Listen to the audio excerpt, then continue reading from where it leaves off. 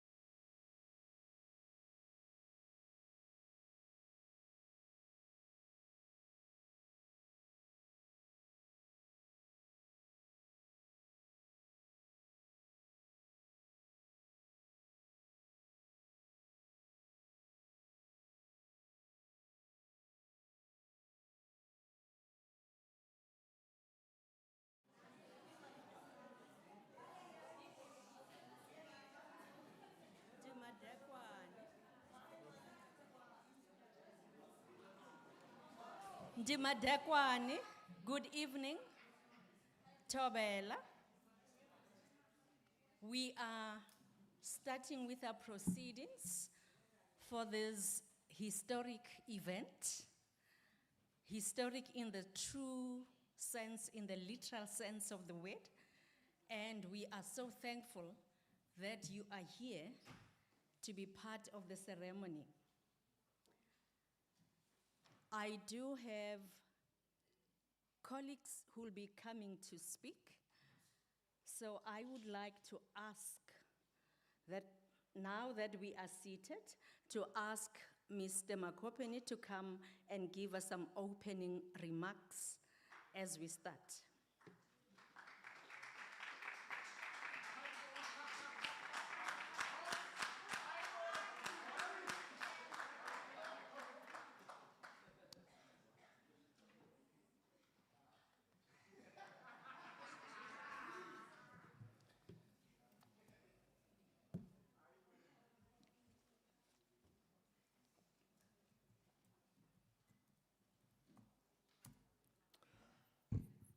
Thank you, Prof.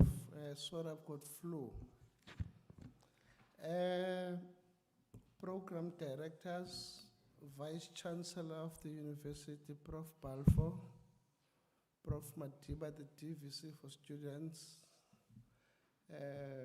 Prof. Partha, the advisor to the Vice Chancellor, and members of the Executive Committee of the University, SRCs present here. I'm told that other SRCs have been invited, and I think as a consequence, maybe other colleagues from Student Affairs will join them. Members of other student governance councils, student leaders, ladies and gentlemen. It is my honor to stand here on this important occasion, the inaugural session of the Student Assembly at UWC. This is a journey that started in 2001. And I think we're very patient in starting that journey because we wanted to make sure that we embark on a very inclusive process so that all students, staff, and key internal and external stakeholders will form part of this important occasion, where UWC redefines its student governance framework. I think we started with the successful election of student council and faculty representative committees, and today we are assembled here in the first inaugural session, as I mentioned earlier on. I think today is more than just a formal gathering. It is a celebration of responsibility, vision, and voice. We are here not only to recognize the individuals who have been elected to appointment to leadership positions, but also to affirm the values that guide true leadership: integrity, service, accountability, and courage. Leadership anywhere, especially at universities, is not about titles. It's about taking initiative, lifting others, and creating a culture where everyone can thrive. It's about asking the difficult questions, making principled decisions, and standing tall when it is not easy to do so. To those stepping into leadership roles, you are not just the voice of your peers. You are the bridge between the vision and action.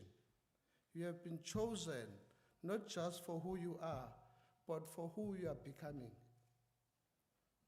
Take this responsibility with humility and lead with awareness that leadership is not a position, it is a purpose.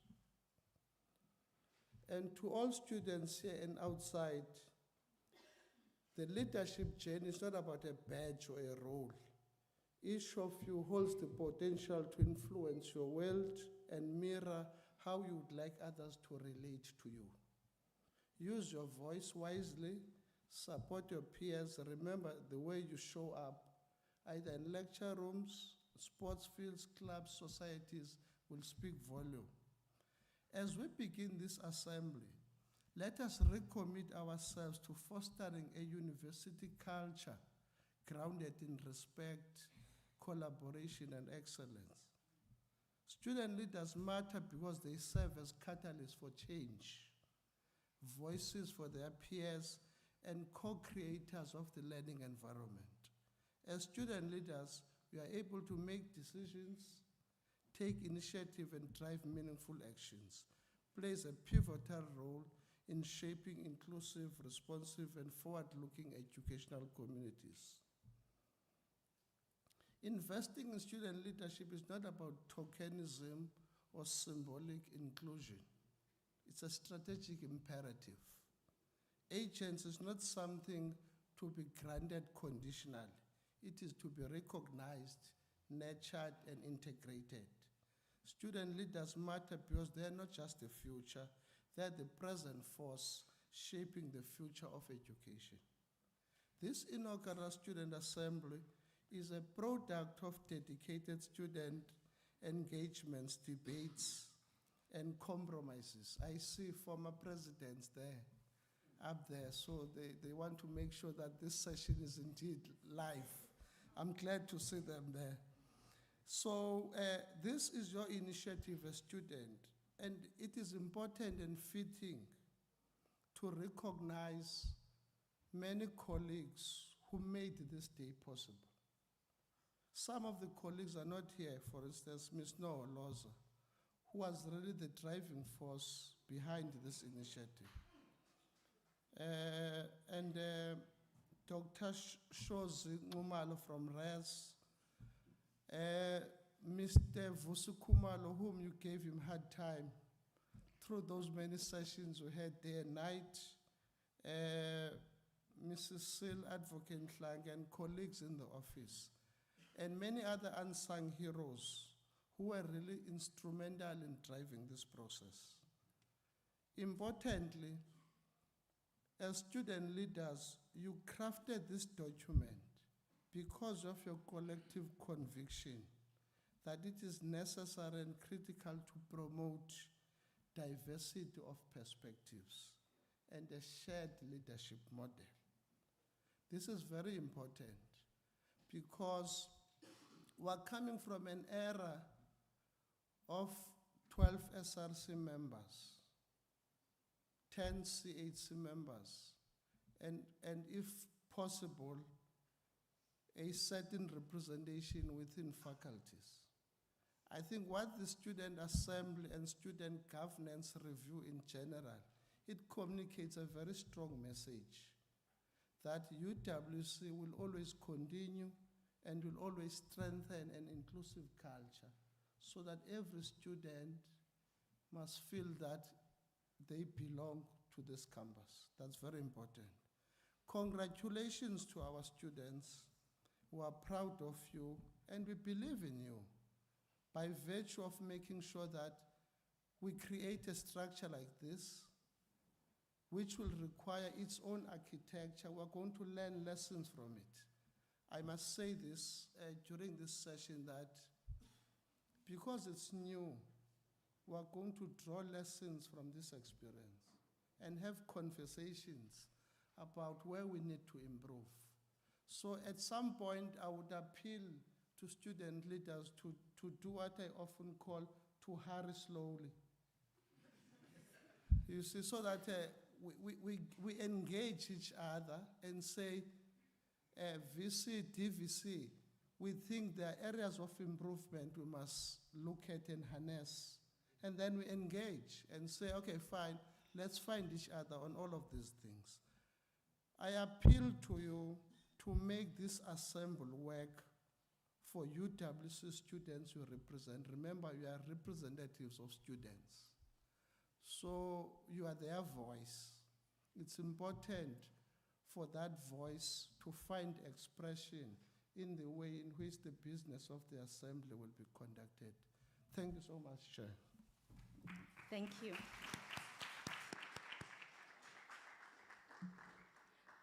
We will now ask the UWC Creative Choir to lead us through the national anthem. May we please stand?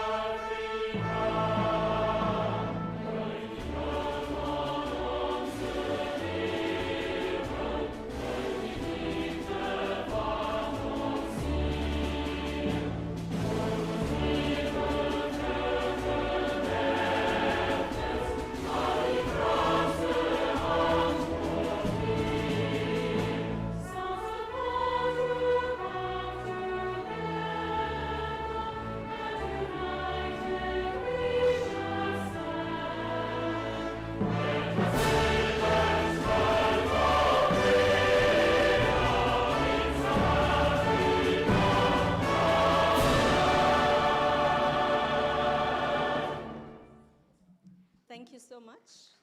Please take your seats. Once more, welcome to those who joined us after the initial welcome. Thank you for joining us in this sitting and setting where we are marking a historical moment for UWC.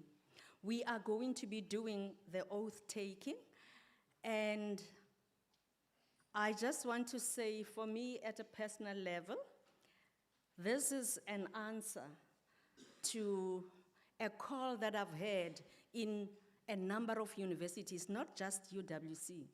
For sure, you know, if you are paying attention and if you are looking at it, especially in a scholarly way, you would have heard that a number of, not just students, even staff in universities are bemoaning the fact that after elections, when we announce participation, in some universities it would be 17% of the student body, or 7%. But there'll be those who are reporting 50, 60% of participation in the elections. And if you are looking for a topic for research, here is one. What separates universities where in some you'd have the whole 60% of the student body participate in elections? And then you have in other institutions where you're lucky to have 10 or 12% of the student body. My hypothesis, and I'm sharing it with you, you can go and test it with further research. My hypothesis is it depends on how much the net of democracy is spread in those campuses. What do I mean? Where you have a university where you have only 8 or 10 or 12 SRC members, and we know after elections a lot of things happen, so by the time you end up the first term or even the first semester, you do not have the whole team active. And by the time the year closes and it is time for the next election, maybe you have 2 or 3 or 5, if you're lucky, who were able to continue in their roles. And because of that, you'd hear a lot of students and staff saying, we don't see, we don't feel the SRC, we don't hear the SRC. And a number of students would say, why do I even have to participate in elections? But I believe when we do stuff like this, like we are doing today, this is spreading the net for democracy, more inclusion, more voices, and more seats around the table to talk about what matters. But what I like about doing this is that it is also creating that platform for accountability. And we need to embrace the opportunity or opportunities for accountability. And I believe with more accountability, students and staff will be given an opportunity of no longer feeling like I don't hear, I don't see, I don't feel the SRC. With accountability, it would really change this whole environment. And not just the SRC, but the assembly will be talking and accounting and holding one another accountable in such a way that as the community, we will feel this level of leadership. We will hear from this level of leadership. We will be engaged and challenged and, supported in what needs to be done following after the useful engagement. So I am very happy to be part of this. And as I say, go and test my hypothesis and check what really sets apart universities where there is a good number of participation for elections versus those. And my hypothesis for UWC is from now on, I hope we are going to see a change. Whatever percentage that we are sitting with, we shouldn't continue to see that percentage. It must increase. But that also depends on you, the people who will be taking the oath today, because you'll be setting the scene and helping to create this new dispensation that we have to get into. So I would like to ask that those who are going to be taking the oath, that you stand up. For sure you have a copy. Oh, am I missing something? Yes, sir.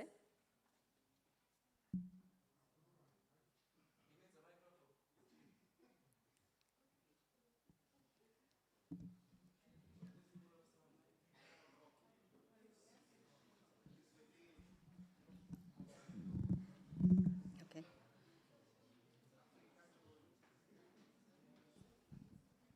Am I? Okay, yeah, I guess I am audible. Firstly, I think that, no, I have a clarity, Prof, but I think before I do that, it's important that I think it would be remiss of me not to mention this day in history, as I think you've also noted that this is a very historic day for UWC. But also on this day, 77 years ago, the occupation in Palestine started. Today is Nakba Day. So this is the day where I hope that everyone's activism will be activated today. And we must always mention that from the river to the sea, Palestine will be free. Now, on to my question, Prof. My question also has a concern. Firstly, we did not get the agenda beforehand. We got the agenda here, which meant that now we're shocked by what we see on the agenda. Second to that, Prof, we have an issue where now we were just going to take oath. We don't even know who's here. We expected that firstly in the agenda we're going to have credentials, so you can tell us who is here. And also beyond that, we expected that when we were submitting the list of the people who are going to be public representatives, that it would be inclusive of all 75 members, so we can know who's here and who's not. But now, firstly, student cards weren't checked, that's just number one. Number two, we have this issue now where we are not going to entertain credentials. We're just going to take oath. So I just needed clarity on that. Why are we not speaking on the question of credentials? Why do we not know who's here? What if there is a person here who's not supposed to be here? How do we then make sure that we focus on that? If I just raise my hand and say, my name is Amgelani Ngwining, who's going to say I'm not? So hence the necessity, Prof, of having credentials. So I expected that we were going to open that round so that I understand that this is fairly new. It's something that is still in the workings. It's also an interim structure, but we must also be very procedural when we do it so that we don't set the wrong precedent. Now, can you please, Prof, also focus on the credentials, because we might have questions on the credentials presented. We need to know who is here, we need to know who's not, we need to know who's supposed to be here, we need to know who's not supposed to be here. We do have many views on that, Prof. Thank you.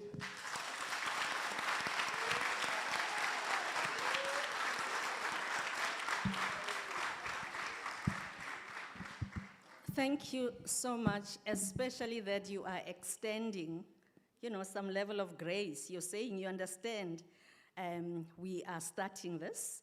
And as Mr. Makopeni said, there are so many lessons to be learned.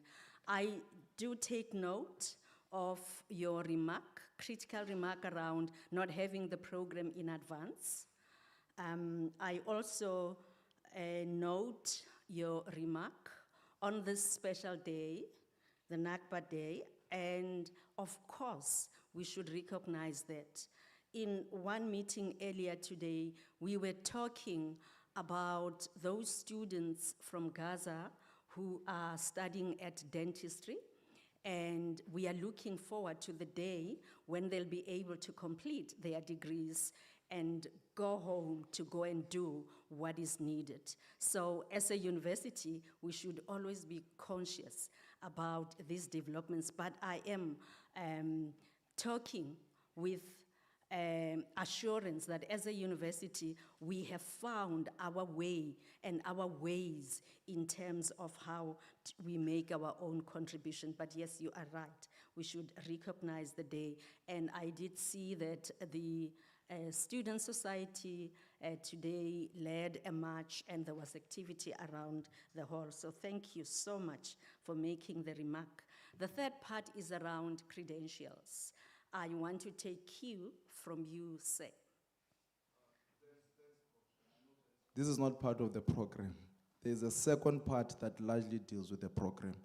Those who attended the preparatory session that was set up for everyone else here on Tuesday, the program was explained to them, the guideline was given to them, the agenda was explained to everyone else who attended. That this is firstly the ceremonial sitting of the student assembly. The actual student assembly will be concerned with credentials and who is who will commence in the second part. So firstly starting off with this sitting, then commence up to the second part. This was explained to everyone in the beginning. Okay. Oh, okay. Okay, can I just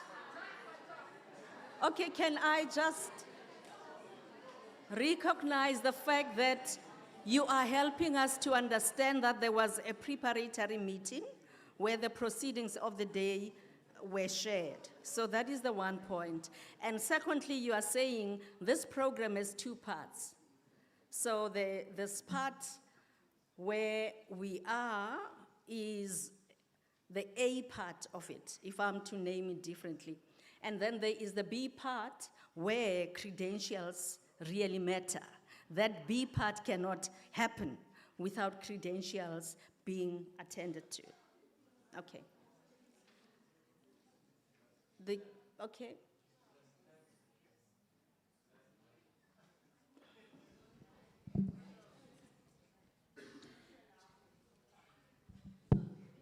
No, thanks, Chairperson of the session. Let me not even greet, because we have started on the wrong foot already.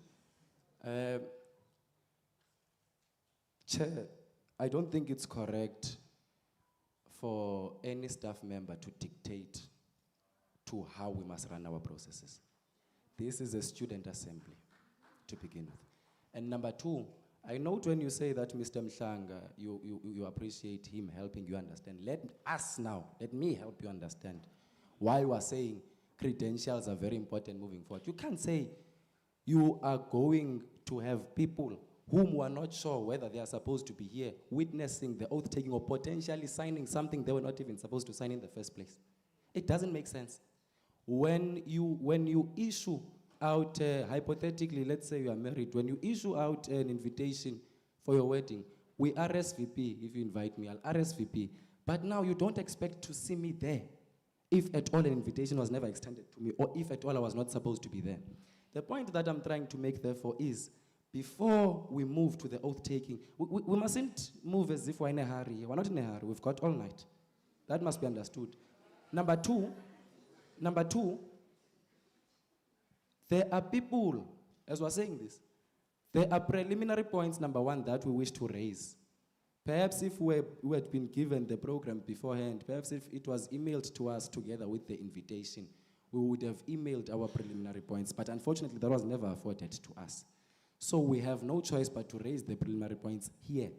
Now, prior to the oath-taking, we propose as members, rightful members of the Student Assembly. Both I am a rightful member, I'm speaking for myself. As a rightful member of the Student Assembly, I am saying, I'm submitting to you, Chair, that let's put the oath-taking on hold. Let's deal with the matter of credentials. Because the program is clear. The instructions there say that when you walk in, the ushers will check your student card to make sure that you're supposed to be. I was never asked for a student card. I signed next to Solam Dingi there. Imagine if someone had signed next to my name.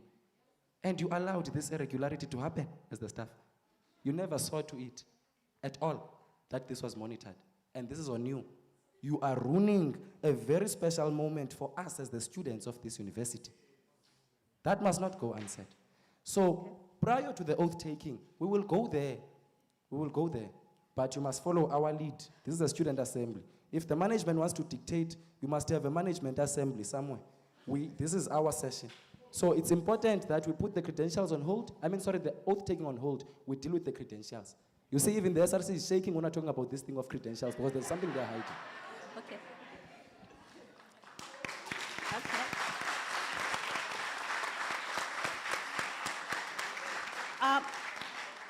I am convinced that a clear argument has been made, and I think for our own benefit, we should definitely do it, but find the best way to go through the credentials, and so that we can move on with the business of the night.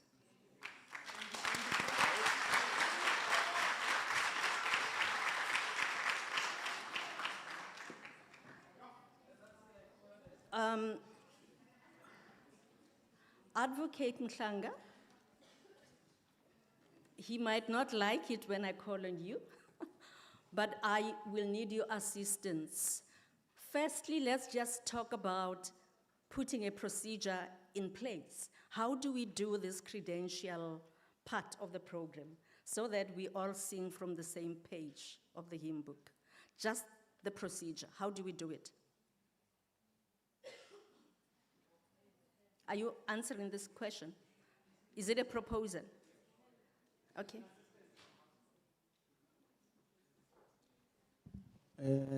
Thank you again, Prof. No, on the question of credentials, I think the procedure that should be followed is one that I think if you're part of a structure, you're familiar with, so we don't want to be foreign. In credentials, the credentials are presented. Whoever is going to present the credentials will present them to us, we listen, and then you open a row of hands for clarities. That row is to understand things that are in the credentials, so that and then the last part then is on comments or way forwards on the credentials themselves, because remember, credentials must be adopted. We're not here to do credentials as a ceremony. No, everything else might be ceremonious today, but credentials is not one of them.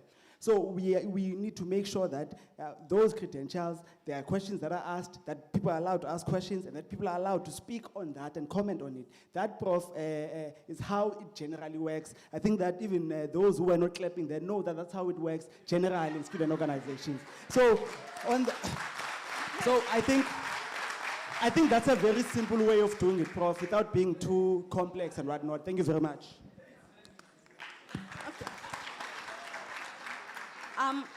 I am aware that there were some serious preparations, and that is why all of us have something like this. So I take it that preparatory work also feeds into the procedure that we want to have in place.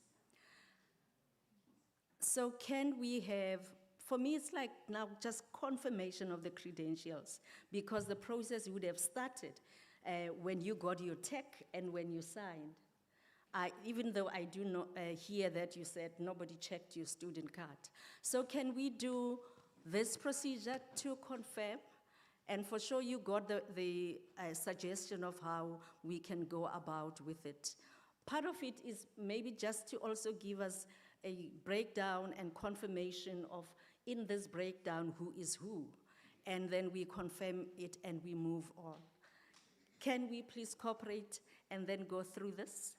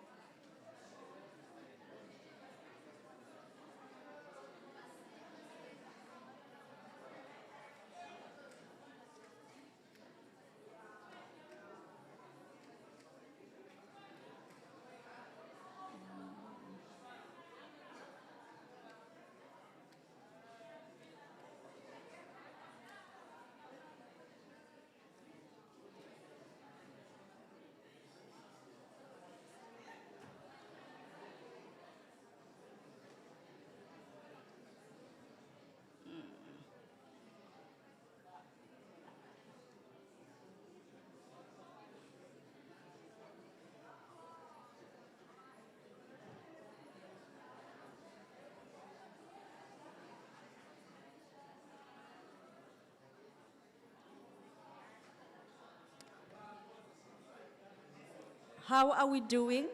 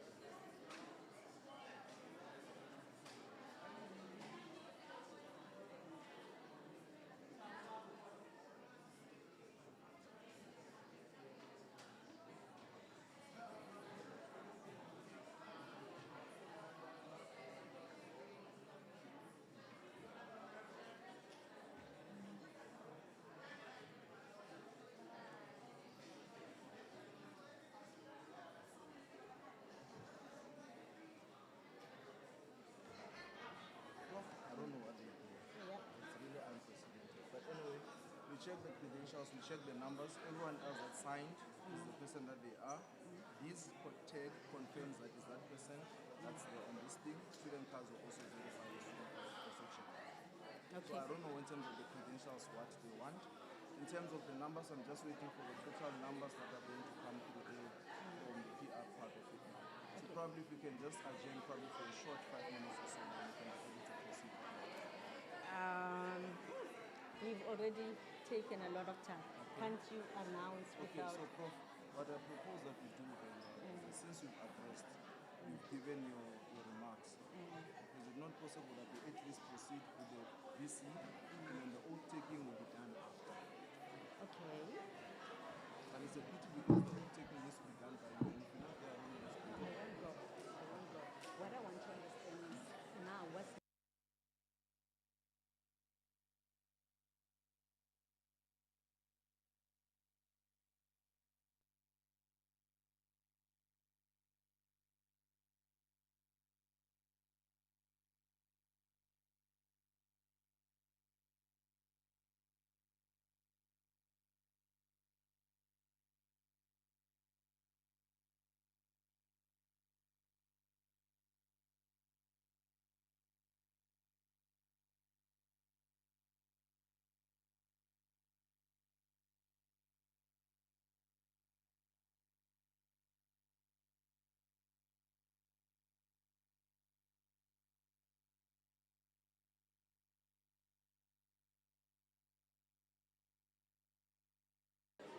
Your attention, please. It looks like we have covered ground. I just need confirmation that we are done.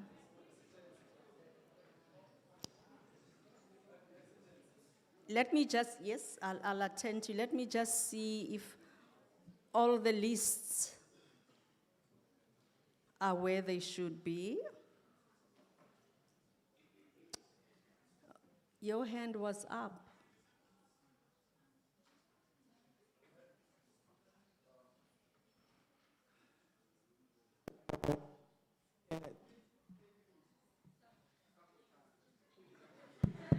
Thank you. Thank you, Prof. No,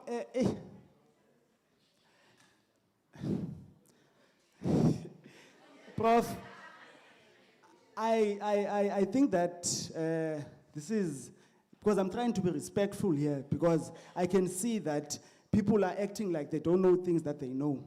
Because we said we want a presentation of credentials. We did not say we want them to go row per row to ask for student numbers and this. What we were saying, but this was supposed to be done at the door. What we're saying now is that Mr. Mhlanga, Advocate Mhlanga, must present credentials per category, because we're going to find an instance where there's a person who's in a council and they're not supposed to be there, where there's a person who's in the SRC who's not supposed to be there. On that matter, Prof, for that matter, the SRC were not verified. He just said, "All right, I know them." It does not work like that, Prof. We need to be very procedural in how we do this thing. Yeah, we understand, we know these people, they are our friends, but no.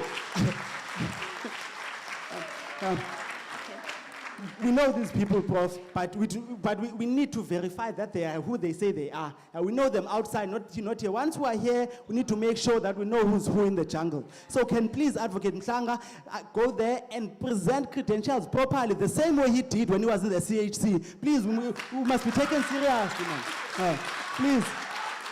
So, just for clarity, Prof, I'm saying that the credentials should be presented in categories: SRC, councils, PR, and then they must also go to the staff in terms of the role of SDS here, because we see that there's SDS sitting with us. So we can have a clarity. We don't want, when Advocate Mhlanga, or maybe you perhaps are struggling with something, you invite someone else from SDS, because we'll also invite someone else from our structures to assist us. Thank you. Can I check, Advocate Mhlanga, are you ready to do that? Okay. Let's get it done.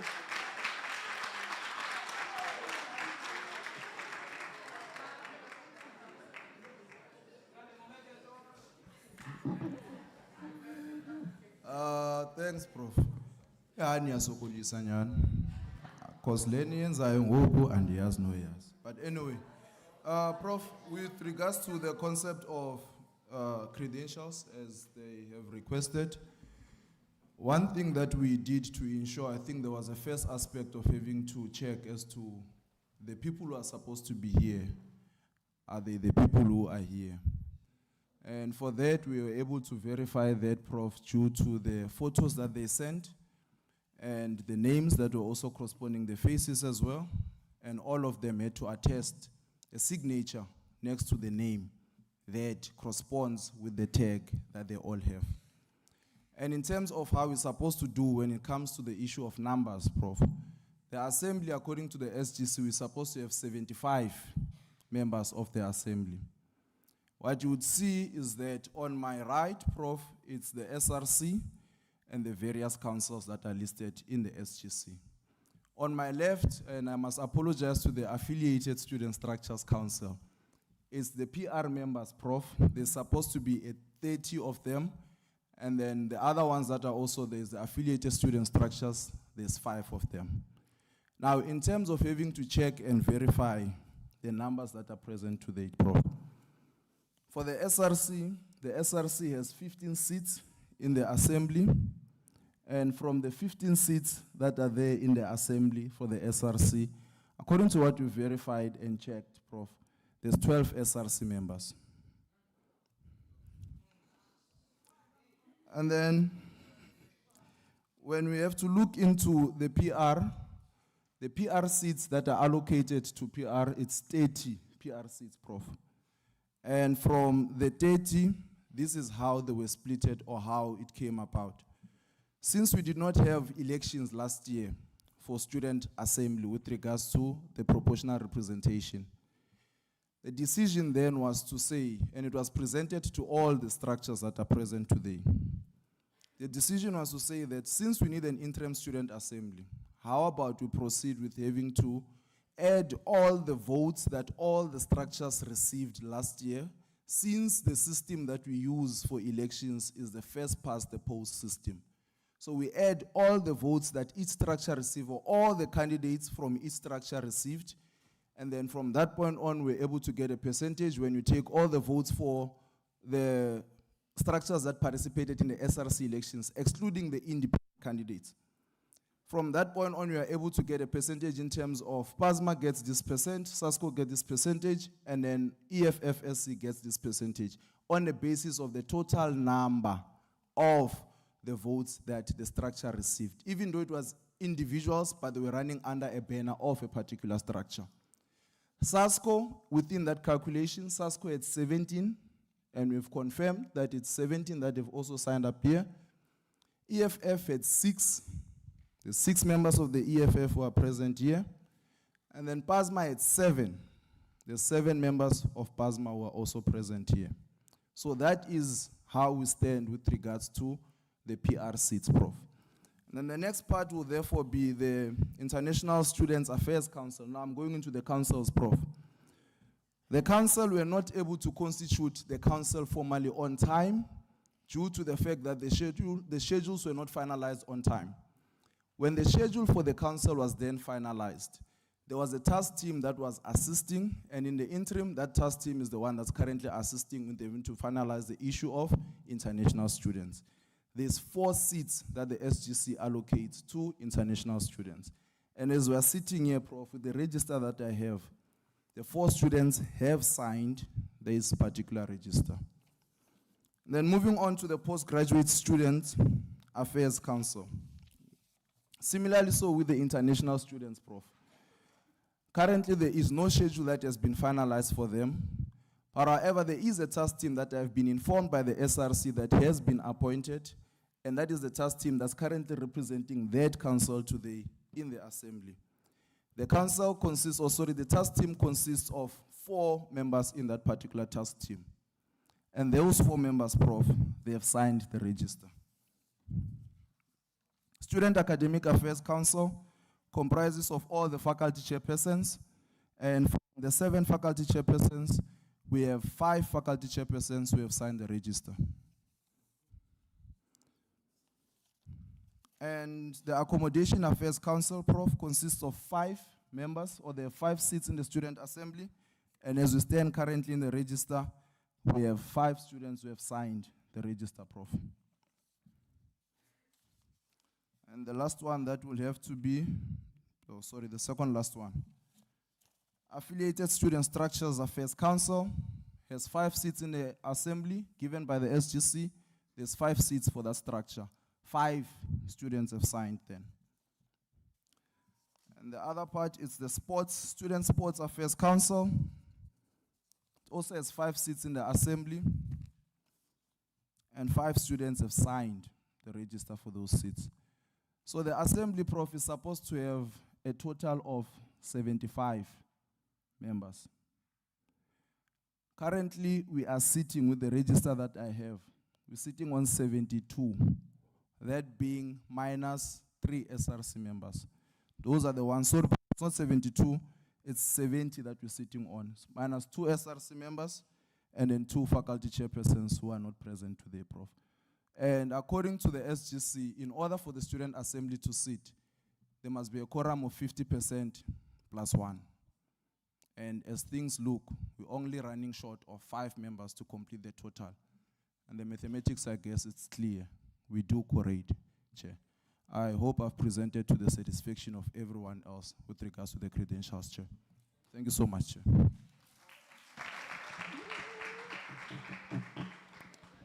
Thank you so much. I take it that applause is to confirm that we have dealt with the matter of credentials and we can take it away.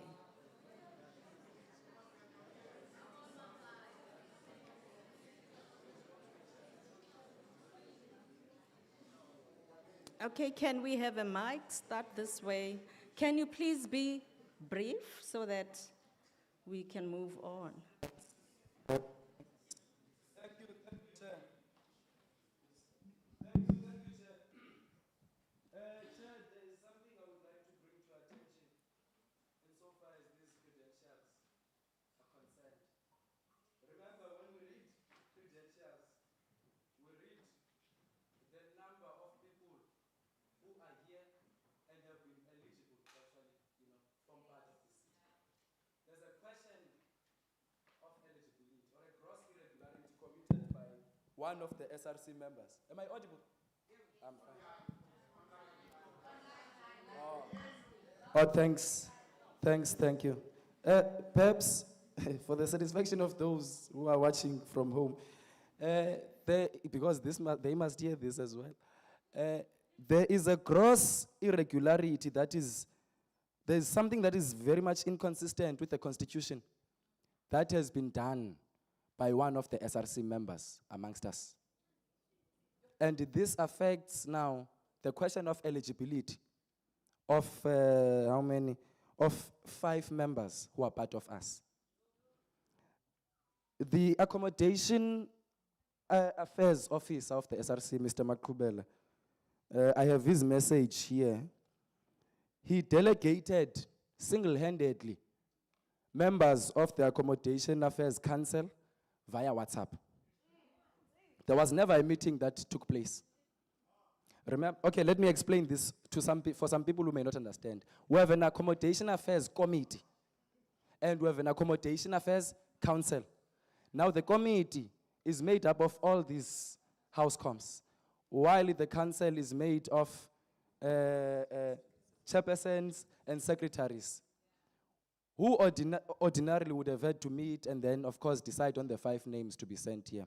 I don't know perhaps what kind of precedent we would be setting,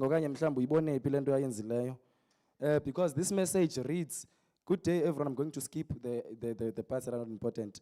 Representing the AAC at this sitting will be 5 delegates: the Deputy Chairperson, Financial Officer, Secretary General, Deputy Secretary General, and Academic Officer. If there's any questions, feel free to ask. Thanks. They have been formally invited this morning. So the man applied a serious, I don't know what to call this. I don't know whether it's power mongering or it's lack of knowledge of how policies work. But you can't. There's no constitutional provision that gives him unfettered powers. There's no constitutional provision that empowers him to single-handedly appoint members to the assembly, let alone even appoint at all. So perhaps we must question that. And then now I then submit, Chair. Of course, I know some people will have a say on this. Perhaps not a dissenting view, of course, it's guaranteed. I want now, once we have finalized this point, the 5 members must be deemed ineligible to form part of this sitting. The Accommodation Affairs Council must go and convene their own meeting and properly delegate people here. It must be a democratic process. So once the House rules on that, please, they must leave us so that we may proceed with people who are supposed to be here, not people who were put here through back doors. We're never sent here through back doors. So they can't sit here comfortably being deployed via WhatsApp. It doesn't happen like that. Thank you.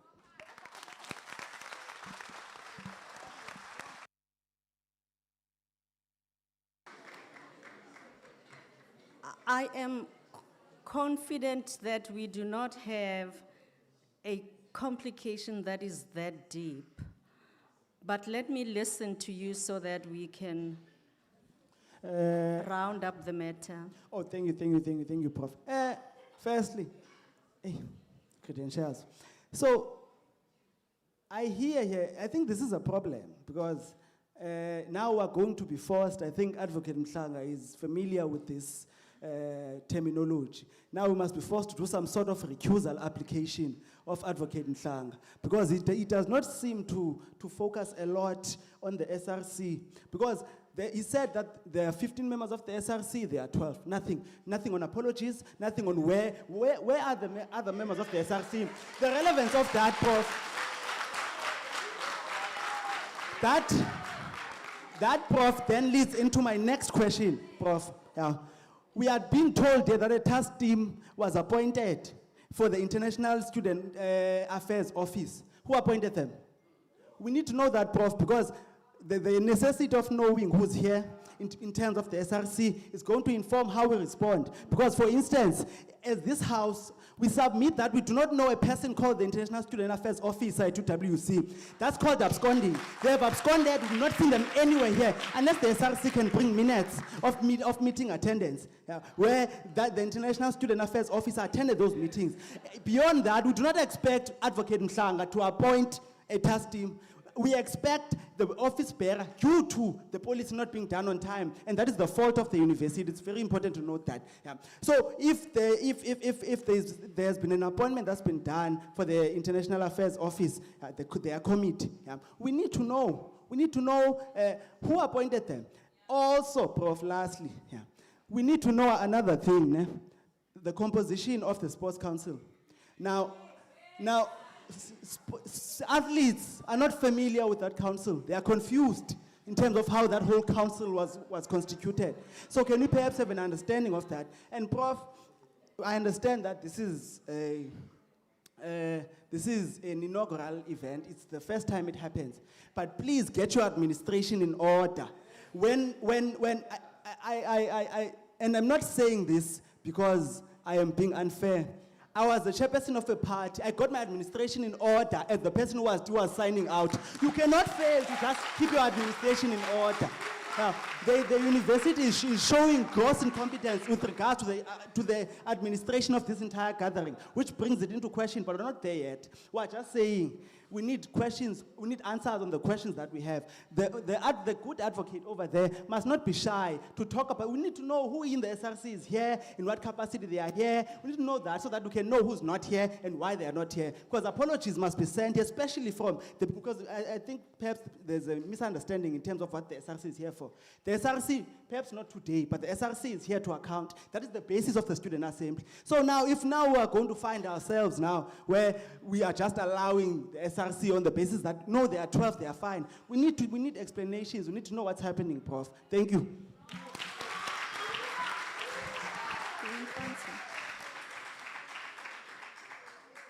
Where's the mic?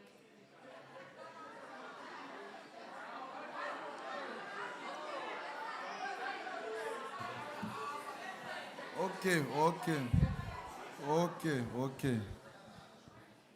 Yeah, what to start, Prof? The various questions that have been asked from this side, Prof, I'm hoping that I'll answer them and will be able to continue with the purpose of the day to a greater extent. The issue of the 12 SRC members. Prof, unfortunately, we do not account for the SRC. The SRC itself tomorrow will definitely account in terms of the composition of the SRC. What we deal with in the administrative part of it for today, if an SRC member is not present because they are sick, because they're not here, obviously we're not at liberty to say such things. So the absence thereof of the SRC members, the SRC will definitely account with regards to that. And I think there's a question that also came through with regards to the International Students Affairs task team. International students, for a greater extent, they've largely been led by ISO. So when we're finalizing the document, there was the SRC member, hence I said that the SRC itself will come through and be able to account on these issues of the SRC, the composition thereof of the SRC. So, no, there's a time and place for it. Hence, this sitting is here, for them to come through and give you guys a full account of it. But just to briefly touch on it, the SRC International Affairs officer resigned earlier.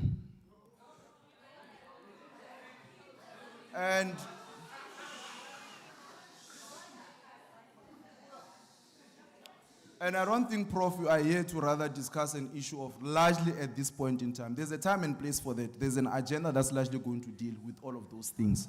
It's going to largely account to that. But more than anything else, the SRC or the SGC allows the president to be able to also liaise or also deal with issues that are affecting international students.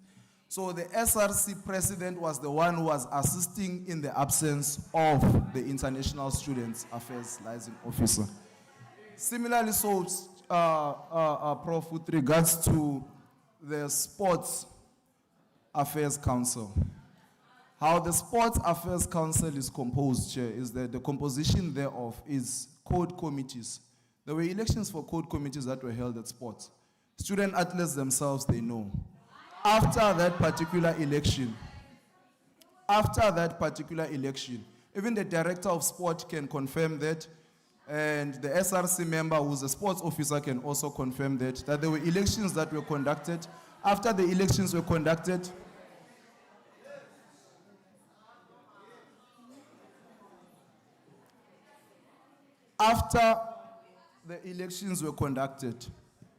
a sitting where a council was then requested for all of the code committees to come through. That's when a council was elected, hence you see them here today.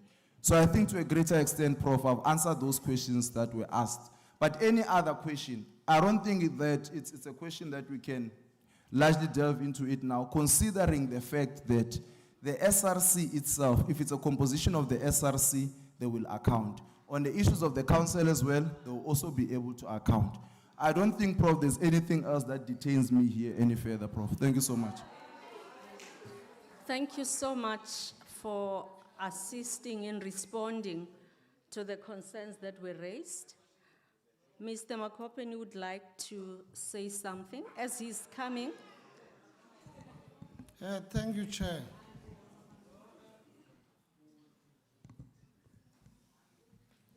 Thank you, Chair. At this gathering, we have guests from other universities. Hang on.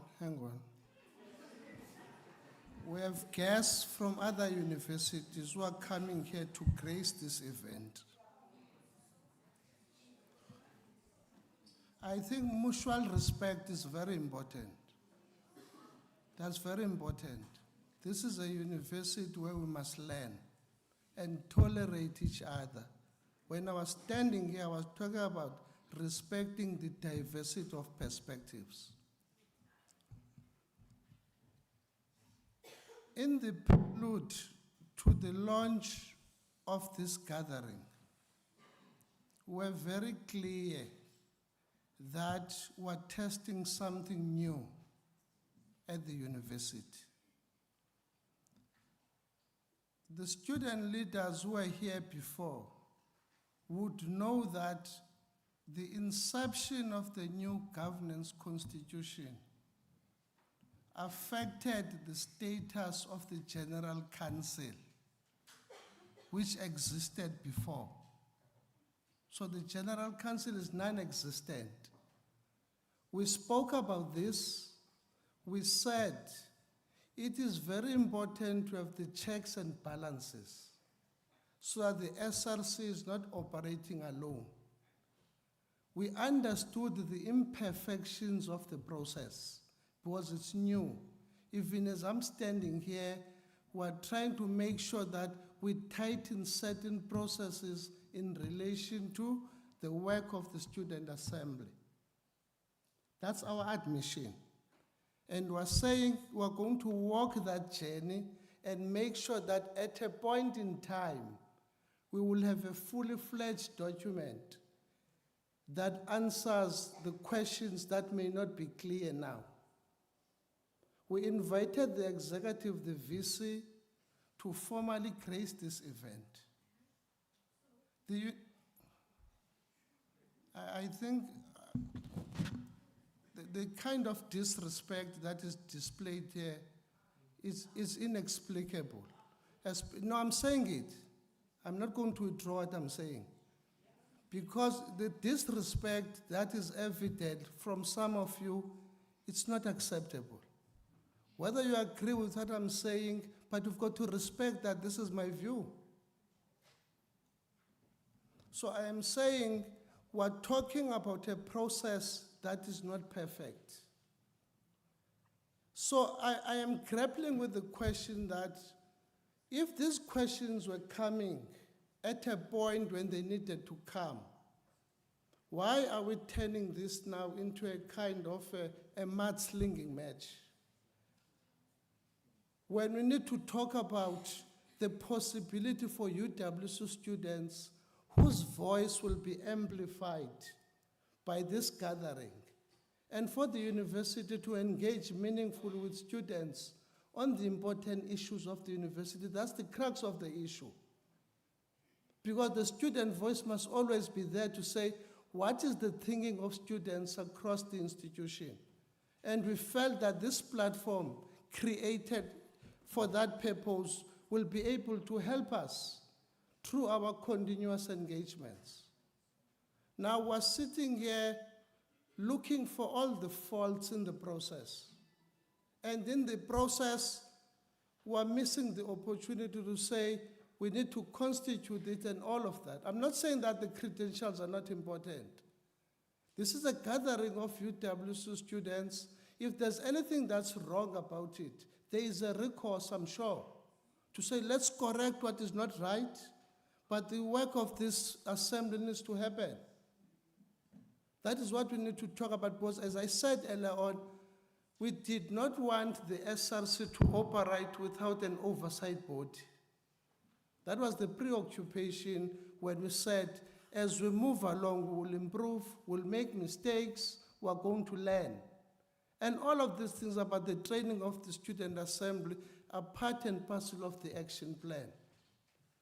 So I'm appealing, colleagues, to you, notwithstanding your reservations and concern and procedural concerns and all of that, I'm proposing that we deal with the first part. The first part, which is very clear in terms of the agenda, is to do the ceremonial part. We note the recommendations that you are going to have and engage on the recommendations, and so that we can improve what we do. That is my appeal to you, so that we don't sit here for the whole night. We belong to UWC. These are self-taught processes. These are self-correcting processes. I am sure we'll be able to listen and say, so and so did not go right. How do we improve it? That is my appeal. Thank you, Chair. Thank you so much.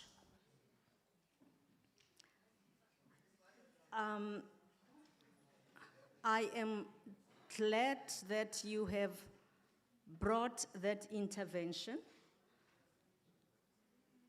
My confidence is that what we are trying to work on is a student assembly at UWC. Once it is constituted, that is a powerful platform to make sure that we up our game in terms of accountability. And what I'm hearing is, there are questions, and answers are sought. And that is part of making sure that we are all accountable. So these comments have their place. And the plea, as you have heard, is, can we please proceed, constitute, and get into that game of accountability and make sure that the answers that are there are, the questions, that are there are answered. The two of you have really enjoyed the platform, didn't you?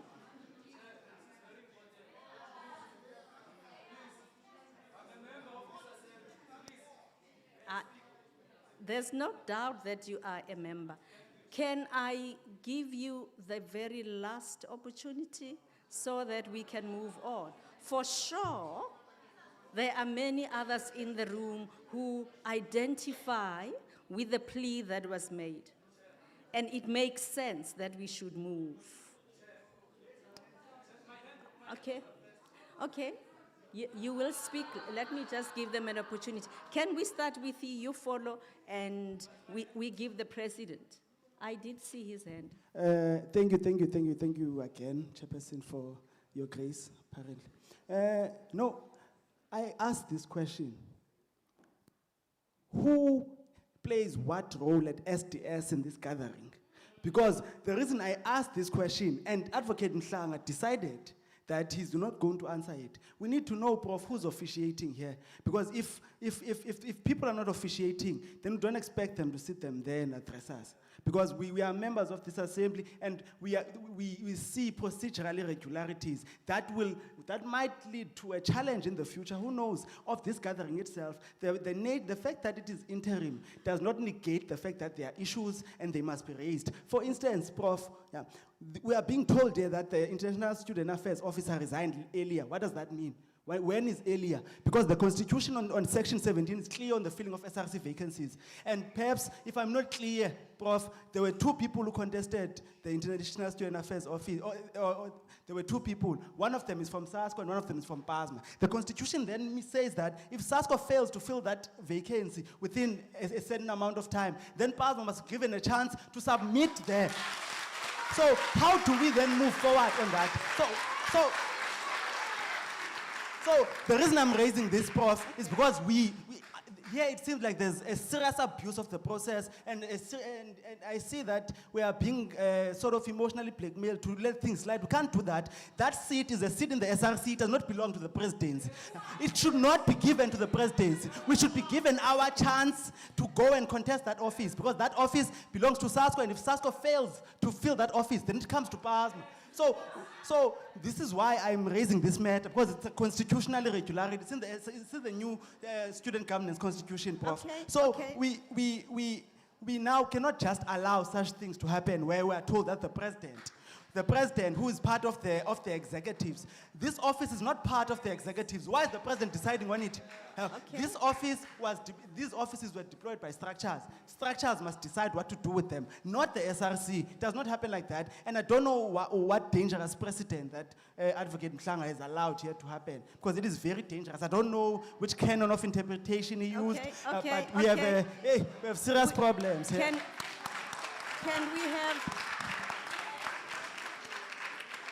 Can we have the next hand and then the president? No, Prof, sorry, but you are bullying us here. That's very incorrect. On the agenda, there's nowhere where you even appear as a chairperson of this session. There's nowhere. There is really nowhere. You allowed Advocate Mhlanga to come here. I asked a very simple question, Chair. Even Mr. Makopeni has just said we're testing a new thing here. You must understand that by testing this thing, it does not mean that it is immune to scrutiny or any amendments. We must be allowed to have a say, because at the end of the day, you are not going to be here when we deliberate on issues, and the precedent would have been set if we allow this thing to happen this way. We need to understand how the Accommodation Affairs Council was indeed constituted. That's the only question I asked, Chair. Number 2, we need to understand as well, from Advocate Mhlanga, and yourself, as you are saying, we must proceed to take the oath. What happens when people who are not supposed to be here take the oath and actually sign it? and then tomorrow it is found that they are not supposed to be here? Would that not have been a futile exercise to begin with? Number two, would it not mean that you are allowing the SRC to do as it pleases in this institution? Number three, would it not be implying that you are protecting an SRC that is said to have breached the constitution in a very gross manner, and then you are endorsing that? Number four, Chair, please, you must not say we have enjoyed our time and this is the last opportunity. This is not your session. It's not your parliament. It's not your assembly. This is our assembly. If you are tired of chairing this session, you must recuse yourself. Can we So, get, no, I'm still speaking, Chair. I'm still speaking. I'm saying, and I want to reiterate this. This is a students' assembly. You can do all you like, what you like, in quick cancel okanye East Wing. Here, kuzawukhala esethu isihlangu ngalomzuzu, and you must allow us to find the expression in this platform. The last thing I'm going to raise, and for sure, even this we're going to turn a blind eye to, the student assembly, and I hope I'm going to make sense to everyone who's here. The students assembly is a platform where the SRC is a subject thereof. This is a platform for the SRC to account. We are deliberating on a matter that is deciding on the fate of the SRC here. How can you allow the president to speak now on that? Because he represents the SRC. He is even implicated, Chair. He's just been exposed by Advocate Mhlanga that he has assumed now the dual positions of being a president and international office. He's not an international officer. Does he have dual citizenship? He doesn't. He's South African. What is he doing in international relations? So really, if McIntosh wants to speak here, it must only be on the basis that he's either coming from Zimbabwe, Ghana, or elsewhere on this matter. He's not going to speak here on this matter of Accommodation Affairs Council. He's going to be given an opportunity to speak. He's in the agenda, an agenda that was decided by the department, not even in consultation with us as structures who form part of this thing. We never agreed on any agenda. And you are imposing it on us, and you are saying we must proceed with it because it suits a certain narrative. You will not protect the SRC here. If you are tired of being here, you must leave. We'll proceed with our business of the day.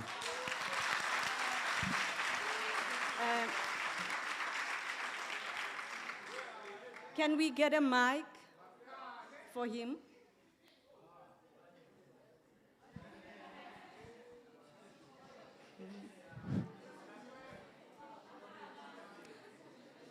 Okay, can you please give him a hearing? Thanks, Chair.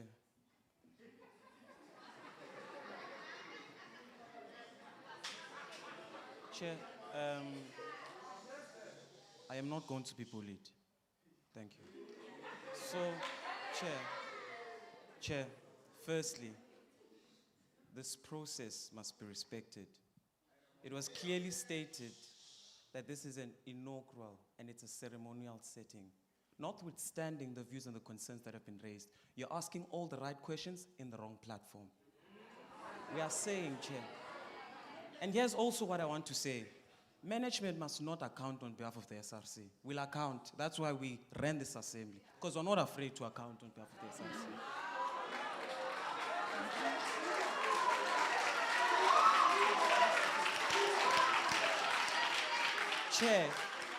Chair, I am also going to humbly ask, Chair, that to a certain extent, Chair, I'm going to ask you to please be assertive and maintain order in this house. We are not going to be in a position where we are bullied. The time to account, Chair, the time to account will come. And we'll be very much prepared to account on that aspect. But as for now, let's respect the guests. Let's respect the people that we have invited, and let's respect this process. Can I ask, Chair, respectfully so, that we maintain order in this house and we continue with the business of the day? I am not here to receive any praise or even applause. I'm here to ensure that the resolutions of the SRC are implemented and the student assembly goes ahead, Chair. Thanks.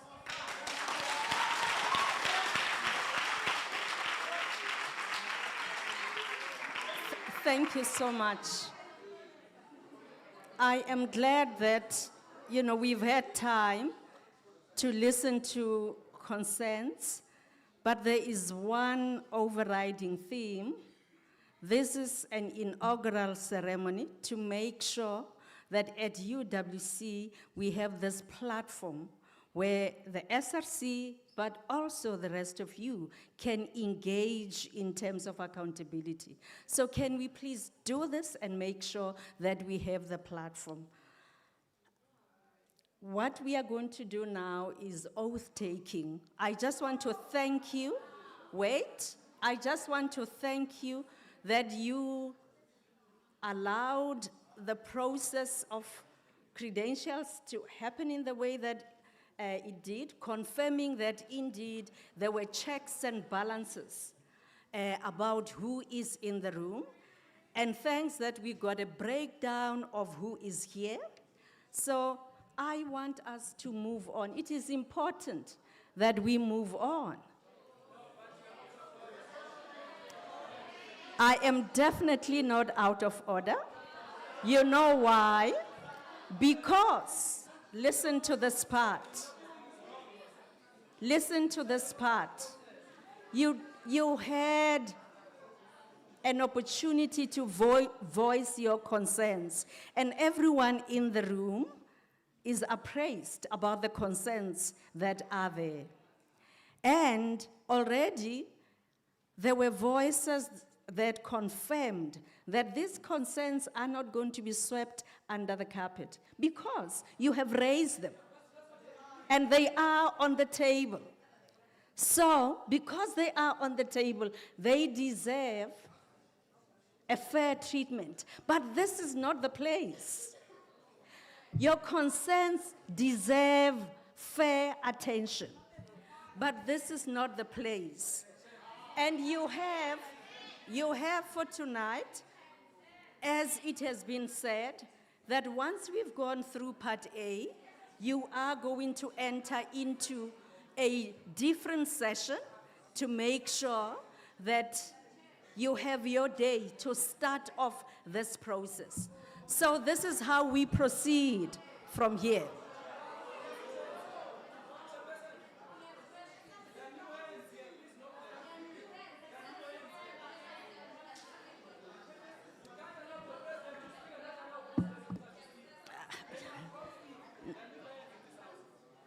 You know, the assumption that you're making is becoming very problematic. Please don't go that route. We had 3 hands that I allowed, and the 3 hands were entertained. And I am saying we definitely had the concerns, and we are creating a platform to make sure that these concerns are addressed and fully solved. What I'm asking now is your cooperation so that we can proceed. Unless, if you do not want to allow this accountability platform to be created. And I think that will be a great shame if that is what you are up to.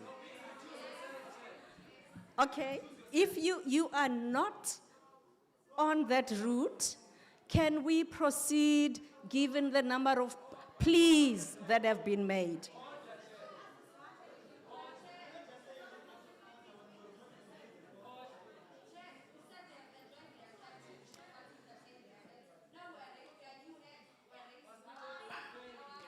Okay, but that wasn't my ruling. I never said we are going to look for a new set of hands. You're putting that now.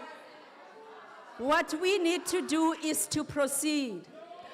Okay, I am going to ask for a show of hand. Those who believe that we must proceed, please let me know.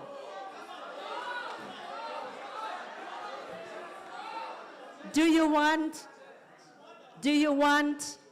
these proceedings to go on? Okay. That makes all of us a guess. But if you are willing that we should go on, can you please cooperate? I am pleading with you gently. Wait. I am pleading with you gently. You queried the credentials. We allowed a process which was almost a repeat of what happened outside to happen here so that we can settle that part. And we acknowledged that it was necessary. Now, we have moved over that part. And you were saying,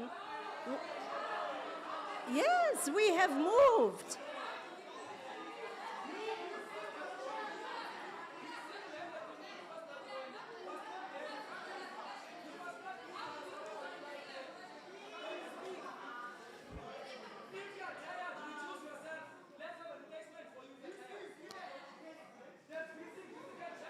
Okay, you are becoming extremely rude. I never said I am tired. You do not have to be rude.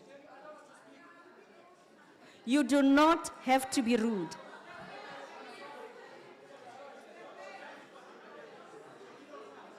Dear students, do you want to proceed or not? Okay. Okay. If we have to proceed, we do have a number of items.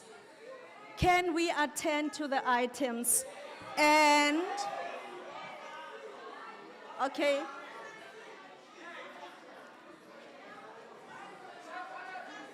Okay.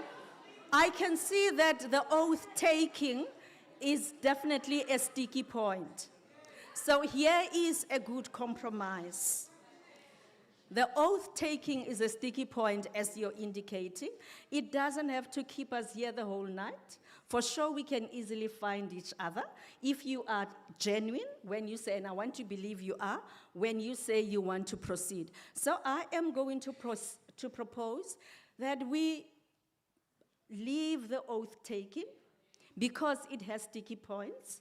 And for sure, you do not want to go through it with those points that you have raised.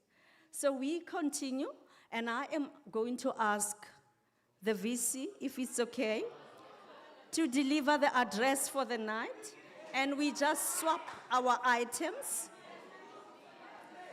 and we get to the point where the issues that you have are attended to. Because, as I have said, we are trying to make sure that we have a platform for accountability. So, can we go on, suspend oath taking, given the concerns that you have raised?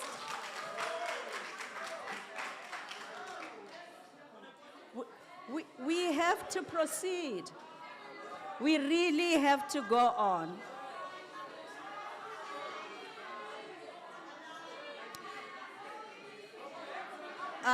Wait.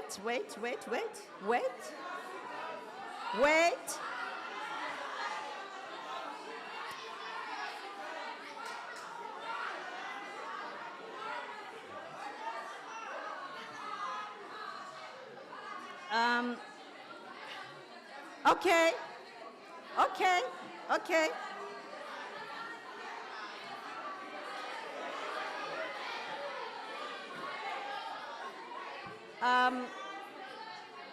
You see, the next possible step,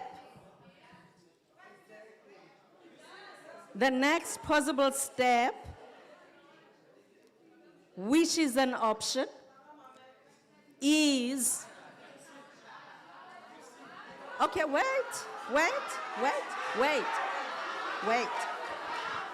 The next possible step,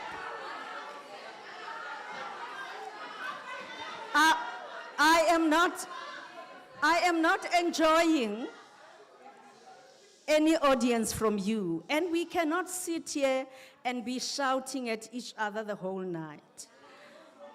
We have come in these numbers, and my understanding was you wanted to see this happening.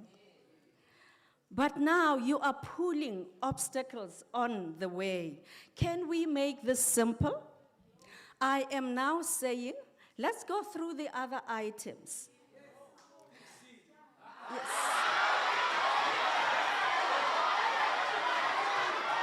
Okay. Give me an opportunity.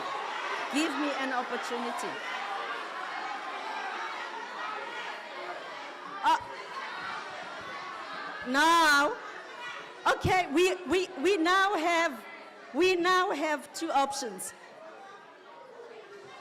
The last option that I have is from our side to stop the proceedings for the night. I do not think that will help us. So I am saying, with the concerns that you have raised around oath taking, they are noted and they have to be attended to. And we should make sure that they are attended to. So can we continue with the items where we do not have the sticky points, because the issue is oath taking, and we can then proceed with the program, make good progress, and then create time to attend to the issues. My sense is that you are suspicious that there are people who are going to sign the oath tonight who do not qualify. And I think, because that is a legitimate concern, we need to find a way of clarifying that. Nobody in this sitting would want to end up with a situation where we have people who've taken the oath, but they are being forever queried that they do not belong to the assembly. We do not want that. Okay? So, I am now saying again that because there are sticky points around the oath taking, we will suspend that item because it needs attention. And we should be able to carve out the best way forward given this particular item. So, in the meantime, we proceed, and we will then present a proposal to you in terms of how we clean that slate, so that by the time you sign, all of you are happy. Can we proceed in that way? On our program, for those. Okay. On our program, after oath taking, we have an address by the VC. And once the VC has addressed, we are also going to proceed with other addresses, especially by our guests, as we have them on the program.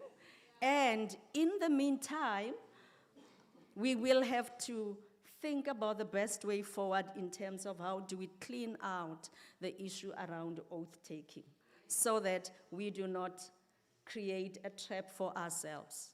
It is in the interest not just of students, it is in the interest of the university, the whole university, student and staff, to make sure that we end up with an environment that allows the engagements that we're talking about and the level of accountability that we're looking forward to.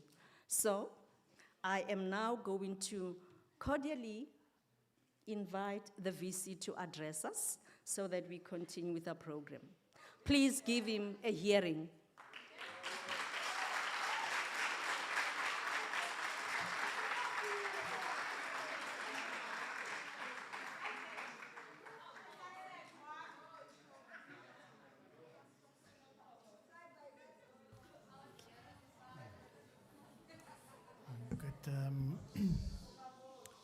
Good evening, students and colleagues, and also guests of the university.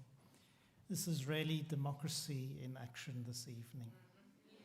It is an opportunity for us, as we have seen together, to modify the directions we take. It's an opportunity for our voices to be heard, and it's an opportunity to change. And as I was listening to you, I was really humbled by that. I thought, it's been a long time since I was also part of a student engagement, and it's wonderful to hear your voices, robust, strong, energetic, and passionate about leading.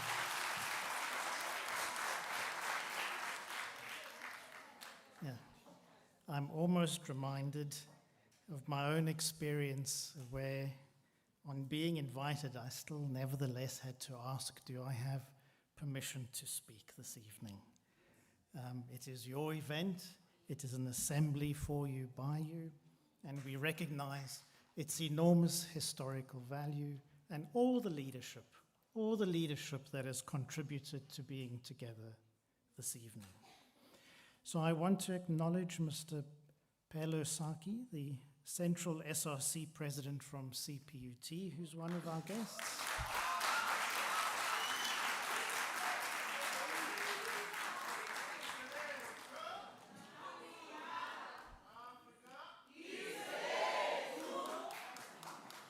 And thank you for being with us. And then also Ms. Tandu Lukele, the SRC President from UCT.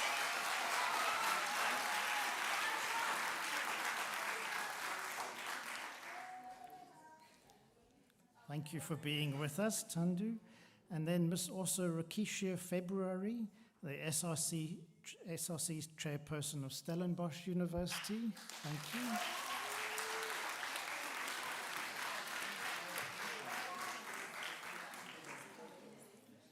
I believe we also have guests in the audience who are here accompanying our student leadership from various institutions. And of course, we have the collective leadership of student formations present, and a very special welcome, of course, to our own SRC president, Mr. Macintosh Kisembe, and also members of the SRC team.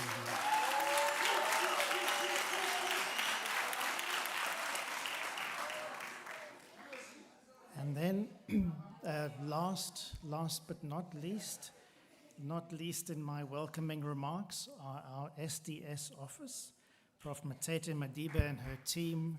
Thank you also for your support this evening. So, the formation of a student assembly is a result of a process aimed at strengthening student governance. And it's encouraging. I'm enthusiastic about the fact that you have all leapt into that discussion immediately tonight about strengthening our governance at the institution. It's so important that it matters to you. I would have been saddened had it been a very quiet evening on such an important opportunity for us as institution. And yes, we are doing something new. And we are also learning as we go along. And in our humility with each other, let's take the good lessons learned, the good insights gained, and make them part of a stronger process going forward. It is really about making student voices heard in a more mainstream, integrated way in our institution. And even if we should disagree with each other about how that begins, the fact that we are here to make the beginning is an important step in and of itself. The structure came out of the revised Students' Governance Constitution adopted by Council as part of our ongoing commitment as UWC to deepen democratic participation and accountability. It's grounded in Chapter 3 of the revised constitution, and it's designed to serve this purpose, as you have noted this evening yourselves, of being both oversight and advisory body in its functions. It's meant to receive reports, it's meant to make policy recommendations and ensure that student views are heard on matters that directly affect them. How did we get here this evening? I'm not talking about the accreditations now. We started this journey, I think, in 1960 as an institution. Would you believe it, with only 166 students? And from 1970 onwards, we were allowed to confer our own qualifications as an institution. But you will know from your history books that those were the darkest of days. The darkest of days to have made a beginning was in that time in our country. So when we think about what our council as UWC recognized in 2024, this journey has been a long, long journey of deepening democratic engagement And that's what we stand for at UWC. We are proud of it. We are proud of what we stand for in terms of that commitment to deepen democratic engagement. In a follow-up meeting in July 2024, this became a focus of the council, as I said, and a task team was set up to consolidate final input and revise a process for us. And it was agreed then that that would be successfully completed and implemented in 2025, and we are very much discovering that as we go along. But I think what's even more important than the beginning is what we represent tonight. The process itself and your being here together does show our commitment to being inclusive and responsive to governance. This Student Assembly is a platform to broaden representation. It's a platform to ensure that student concerns are discussed and properly acted upon, and it brings a healthy level of transparency and accountability into our leadership. And when I say our leadership, I mean the whole of the institution, our whole institution. It's a first of its kind, and like any takeoff, even if you're in a plane or you're in a train and you're taking off, so to speak, it's the most difficult part is the getting started. All energy goes into the start, and everything in a sense hangs on the power of the start, the tentativeness of the start, the worries about the start, and the energy of the start. It's like a sprint, and it's so important that we try and get as much right in it as possible. It brings to life months of preparation, and most importantly, it offers a way for you as students to be involved and to develop your experience of democratic involvement through a structure like this. So it's enormously important for us as leadership, for myself as Vice-Chancellor, to hear you, to listen to you. It's an opportunity with each other, for each other, and thank you for making that possible. We also have to think in terms of what we stand for as institution. In the 60s and 70s, it was quite clear what we didn't stand for. We didn't stand for exclusion. We didn't stand for inequality. We didn't stand for racism. We didn't stand for marginalization. We stood for inclusion, belonging, and equality. We stood for that dream that we believe sincerely can be made possible through democratic action. And between that and the reality of our deep inequalities in this country lies your vision. Between the reality of our deep inequalities in this country and what we would like to see happening lies your vision, and also, I'm hoping, your planning and attention to detail, like you have shown this evening. So you have a role to play, when I think about my own discipline, in not only defining the territory, but also creating the map. You have a role to play not only in defining the territory of our responsibilities, our accountabilities, but also the map, how we guide ourselves to making it real. And you are, in a sense, the first. You are the first to have that in this first of this structure at its unique time in South Africa's history. And I do want to praise you, acknowledge you, value you in making that effort and energy possible. The Assembly includes representatives from our leadership structures across the institution, faculties and councils, SRC and residences, sports codes and societies. It is like a veritable constellation of the stars, of the many forms of talent, variety and diversity at this wonderful place.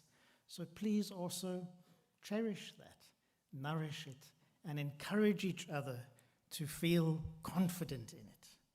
Build that confidence, the map to the territory. Our values are very much about openness, which you have so courageously displayed this evening. Our values are about fairness, which is so evidently important to you tonight. And our values are about participation and accountability, and I've heard it just in listening to the discussion in the initial parts of our program this evening. So I want to acknowledge the work that has been done. But I want to call on you to be courageous and patient for the work that is still to be done, the work that awaits us all, and which we really look to you to inspire us as a university as you develop the map to the territory of our accountabilities, our responsibilities, and our values. I also want to recognize that our elected student body under the leadership of the SRC plays a role in this, and all our elected officers present this evening play a role in this together. It's important that we are together tonight. Looking ahead, we don't only want to, we don't want to only recognize the past as a treasure, our history as a treasure. We want also to say to ourselves that we are in the process of creating a new treasure for our society. While we have, I think, a proud history, the real excitement about being tonight together is about creating that new part of the history, the new chapter in our lives. We know that students, face serious pressures, academic pressures, financial and personal. You know, last Friday night I was on campus and I hadn't planned to take a walk around, but you know, I like to walk around, and I walked between events. I took a walk to the student center, and about 7 o'clock in the evening it was quiet there. I think there were maybe 10 students last Friday night. By 9 o'clock, the student center was filled with students, studying, doing their assignments in groups. That place was packed. And what an inspiring message as a Vice Chancellor to, I would have thought you were all having a great time on Friday, but the student center was packed with young people studying and working together, and I thought, this is UWC. This is what makes us a special place to be. We come together to learn together. And it gives us a stronger voice tonight. And I want to leave you on this note of courage and hope. It gives us, your example, a stronger voice together. And it gives us possibilities of new responses to the pressures that students face and the realities that they face. And let's all put our best efforts together to improve and change that situation in whichever way we can do it with the resources that we have. We are here for you, we are here for each other. There will be challenges along the way. Even earlier this evening we could see that that was the case. But that is very much part of the journey and part of the process. We stay committed and we keep changing. We stay committed and we keep changing. To our colleagues, staff, and guests, this structure will only succeed if we support it with our best governance wisdom and our insights from many years of experience. So please share it with us. We must allow the Assembly to do its work in its voice, for itself, and to take it seriously. Tonight is a turning point. You are bringing to life our Constitution. You are offering students another meaningful way to make a change. And as you begin this work, I hope that it becomes a space that you can learn to trust. Such an important matter building trust, a space where your ideas get heard, real progress can happen, and where trust is built through the experience of working in this way. Thank you to everybody who helped make it possible, and to our student representatives, thank you so much for your leadership. Thank you, Chair.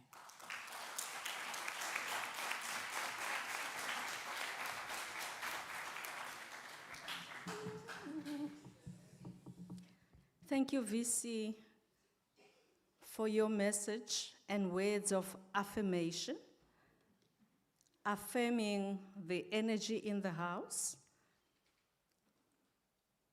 affirming the appetite that is being demonstrated by our students to take what is serious, to take seriously what is serious.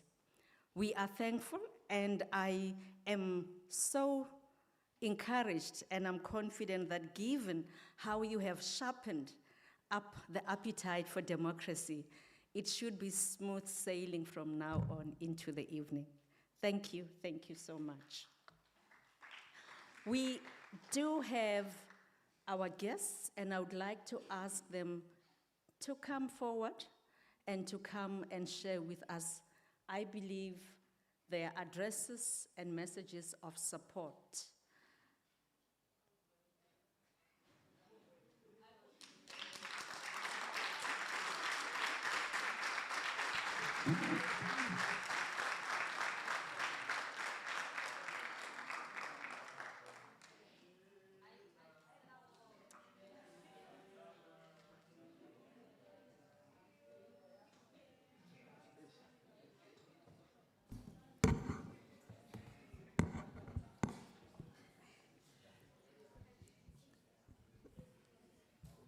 Yeah.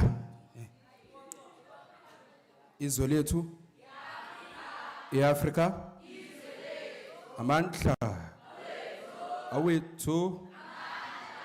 If we're in CPUT, I was just going to call a little chant, but because I'm not home, I'll just get straight to the business. Greetings, everyone. Greetings to the students of UWC. All protocol observed, the Vice Chancellor, the SRC, the most important people, the student leadership here, and the VVIPs that are presented in this house, the students of UWC. Because if it was not students of UWC, I do not believe UWC would ever existed. So they remain the most important stakeholders that are presented here. My most important words is, firstly, apologies. My name is Luvuyo Ngwenya, and I am the Central SRC Education and Transformation Officer. I'm standing on behalf of the President and the Secretary, and I'm going with Ayabulela Mbiza, the Deputy President of CPUT. But mostly, the most important words that I feel I should deliver here today is when SRC is elected, they come from a structure. And from that structure that they're coming from, they have ideologies that seek to improve the students within the university. But the question then comes, what happens when they get into office? What changes? Why don't they become accountable? It seems like maybe there's a dark cloud that comes upon them and not be able to account to students, the very same students that would have been elected. And it further goes on, and I further applaud this gathering, this assembly, for wanting to make this SRC that you guys elected accountable.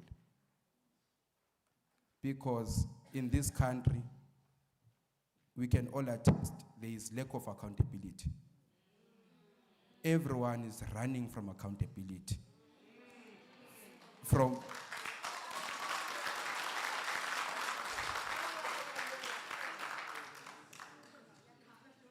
the president of the country, running to the parliament, running to the members that think they serve the country, and running through the university, and I'll state it, the university management. I'm from CPUT, I do not know the operations of UWC, but we can all relate that there is lack of accountability.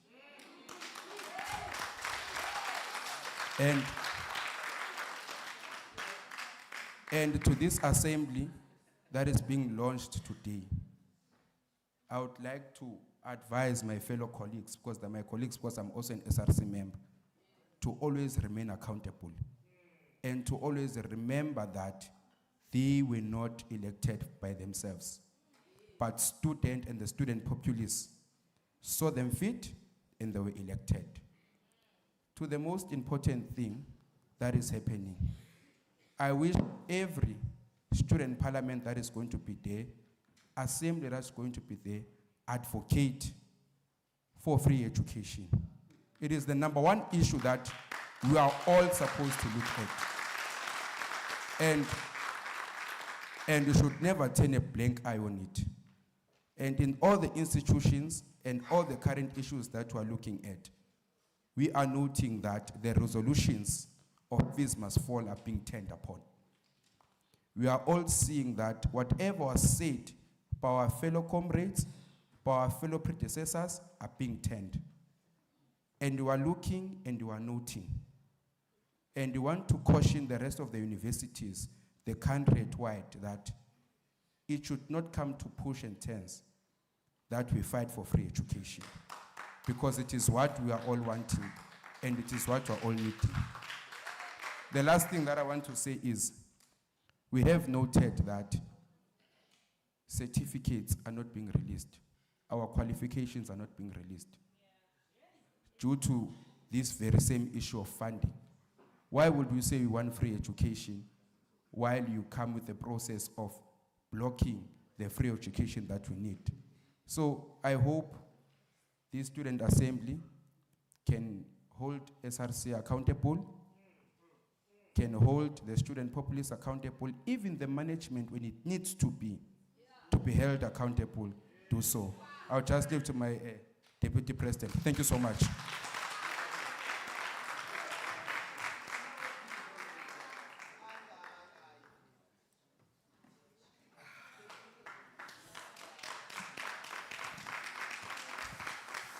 Mandla, awethu,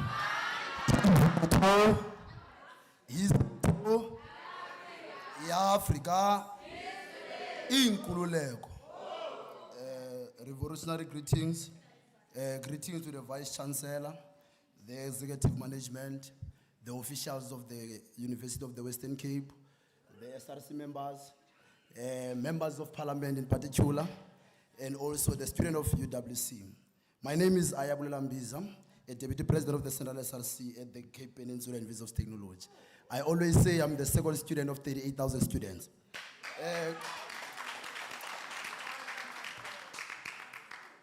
Mine will be simple. I wish I spoke before my ETO. It will be simple in this manner. This is a significant day in the history of UWC.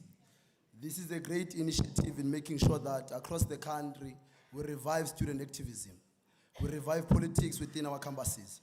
Reality is that the universities and our institutions have tried by so many ways to kill and destroy student activism. They are victimizing us through judiciary. They are victimizing us through exclusion. But this assembly must be able to take a stand and defend the student of UWC. Comrades, I'm going to speak to MPs. You are not a member of parliament to come and enjoy benefits. You are here to hold the SRC accountable. We as the SRC, we tend to create or try to stipulate or try to make the SRC position as if it's corporate world. The SRC is not corporate world. We are not here to make fortunes. We are not here to benefit from being and serving students. We are here to serve students. Comrades and MPs, you must hold these SRCs accountable. To the president of UWC, you might be the first student of this university, but reality is that you are carrying all the burdens and pains and struggles of students. You must never at any given day be undermined, at any given day sell out to management. Reality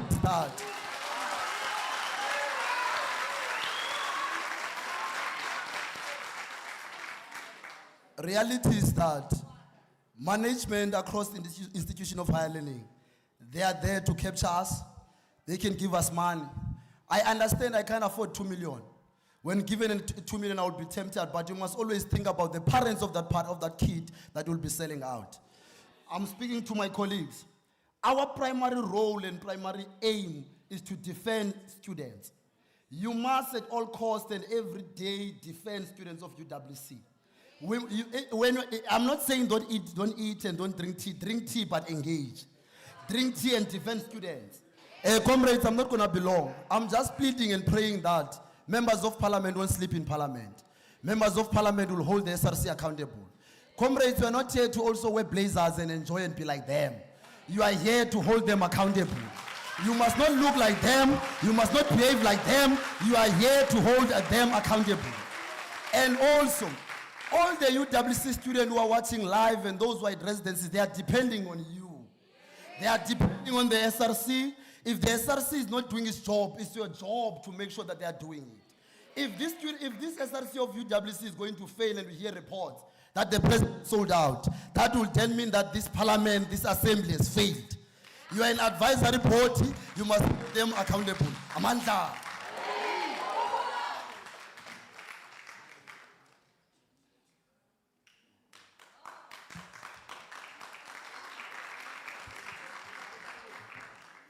Qina mfundi qina.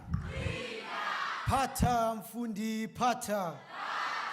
Pata mfundi pata. Qina mfundi qina. By all means necessary, we must, without any fear of contradiction, hold members of the SRC accountable. My name is Mzwake Bolodina. I am the Secretary General of Stellenbosch University. And I stand here representing Stellenbosch University SRC. And as I'm sitting there, I'm watching the proceedings because we also have a parliament there currently sitting. That's why the president of Stellenbosch is not here. We had to say, you know what, Chair, you stay behind and then I'll go and represent SRC of Stellenbosch. But the main important message, I think that all of us here, because I don't want us to also be speaking the same thing over and over again.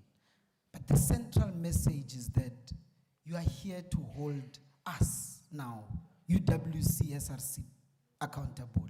And you must do exactly that. If it means that you ask the president of UWC to read you that report, he can't say, I'm not going to read that report. He does not have that power because he didn't put himself into office. He was put by the masses. And therefore, this is me stepping back and saying, Qina mfundi, accountability forward, maibuye Africa, maibuye is politics.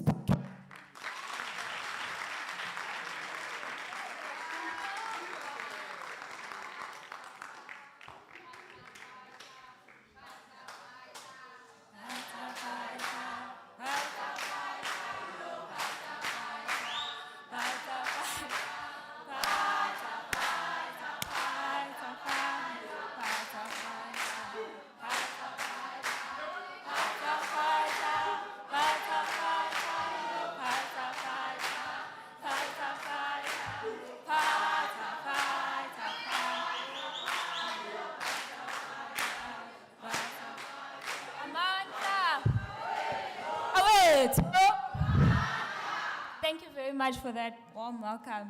So you see, Chair, I was just laughing there at the back when I started seeing this proceeding. And I remembered when I was a member of parliament as well. And before I was in SRC, and the mandate was clear, comrades. We need to hold the SRC accountable. Right? But on top of that, we need to recognize the role of student parliament in policy binding. Right? We don't come here, comrades, to limit the role of student parliament to accountability and transparency. We must have that. On top of that, let us in this parliament take decisions that are binding for the students of the Western Cape. The reason I'm mentioning this, comrades, is because now you see, when you play jewel holes, and I was just reflecting on our own student parliament, and sometimes I wish I was shouted at. Sometimes I wish someone proposes something that is progressive for the students. I'd like to greet the Vice Chancellor, I'd like to greet the chair of the session, the SRC, and the chairpersons, conveners, coordinators of the progressive student movements. I also greet the non-progressive student movements because I'm inclusionary like that. But hello to everyone. I'd like to importantly greet the students of the Western Cape or the University of the Western Cape. I don't want to scratch and remove anything from what has been mentioned, but I want us to recognize another thing, comrades. The University of the Western Cape is a microcosm of the Western Cape and South Africa at large. The inequalities that exist in these universities are the direct inequalities that exist in this Cape Town. The inequalities that exist in these universities are the inequalities that exist in South Africa at large. So once we understand that, comrades, we understand that accountability must never, ever be limited to just this space. When you see SRC president of UCT outside doing something that is opposing to what the mandate is for the students, you must not put yourself or your student card first. You are a student first, and you must hold that SRC president also accountable. What we then have to do, comrades, on top of that accountability mechanism, we need to hold our governance or government accountable. We need to participate and partake as a student body in local elections, in national elections, and we must be able to be part of the decision taking that happens within our space. The reason for that is because what happens, as I mentioned again, in the University of the Western Cape is what happens in Cape Town. I was reflecting on the housing crisis, for example, that the CPUT and UCT was having earlier at the beginning of the year. And I understood that abantu basekhaya elisha can't stay in Cape Town as well. Right? Imikhukhu yasekhaya elisha, people end up having to move shacks to stay in Cape Town and find themselves positioned in Cape Town because one, it's too expensive. Two, abelungu base Cape Town don't want abantu basekhaya elisha there. So because of that, how am I as a daughter or as a child from ekhaya elisha or from a different space, because I'm from Soweto, having to find space and positionality in Cape Town? I would never. So one thing we have to understand, comrades, is that this assembly must be doing its just and doing its decision and holding the SRC accountable. On top of that, we must be guided by policy, comrades. We must be debating. We must engage on policy. We must be able as a parliament to take stances on behalf of the SRC and say, SRC, we want you to do this. If you don't listen to our mandate, you must be removed. But that's the nature, comrades, of parliament and what we need to do as a student body. Because otherwise we're going to pull ourselves in different directions and we forget that we represent a constituency here. And our constituency's matters must be taken forth. We must be in the forefront of dealing with the matters of the institutions. So I don't want to be long because I can be very long. I like talking. I think I like the sound of my voice sometimes. But comrades, I'd like to congratulate the Student Assembly for this type of setting. It's quite important. I'd like to extend our warmest congratulations and also extend your good lucks to the space at large, from the students of the University of Cape Town to the entire collective here. I hope you guys represent students. I hope you guys do what is just to students, because at the end of the day, it's not what Tando wants or what Tando cares about, but what is the matters of the student body, and that must bind us, that must find us here and find expression in every sitting, comrades. But outside of that, congratulations. It was a very interesting start. I enjoyed that space. I enjoyed it because, I mean, as an observer, it's always nice. As a president, it's like, but it's an interesting start. It demonstrates that we are true to our mandate. We have not forgotten why we are here. And that is quite important, comrades, that we exercise such engagements and debates. I'd like to congratulate the leadership collectives that exist here in the various spaces that came up with this concept, because it's quite an important sitting. I'd like to welcome you to the Student Parliament or Student Assembly of the University of the Western Cape. And on behalf of the University of Cape Town, I'd just like to congratulate you and wish you good luck. Thank you very much, comrades. Amandla!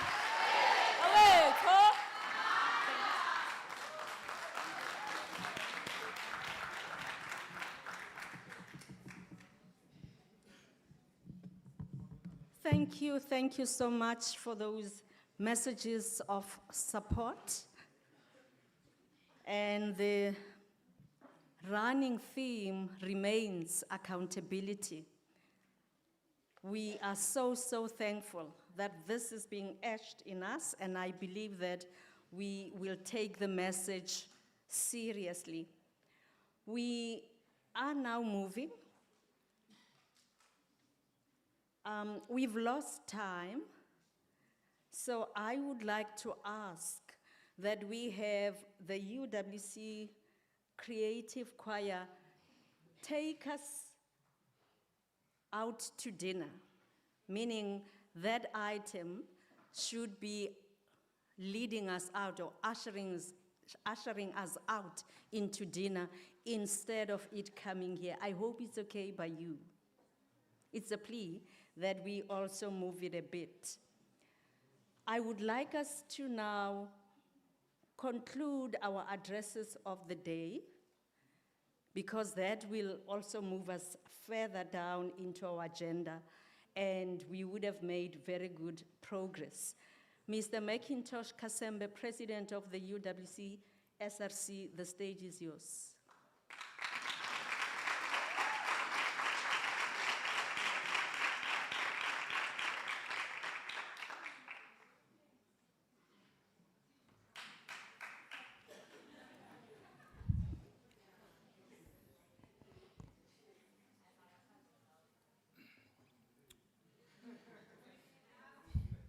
To the Vice Chancellor, Professor Robert Balfour, to the executive that I see, the executive assistant in the office of the Deputy Vice Chancellor, STS Mr. Makopeni, DVC STS Professor Matete Madiba, to the fellow student leaders, the comrades, the colleagues, the SRC as led by the President and the Secretary General, and also to the future revolutionaries.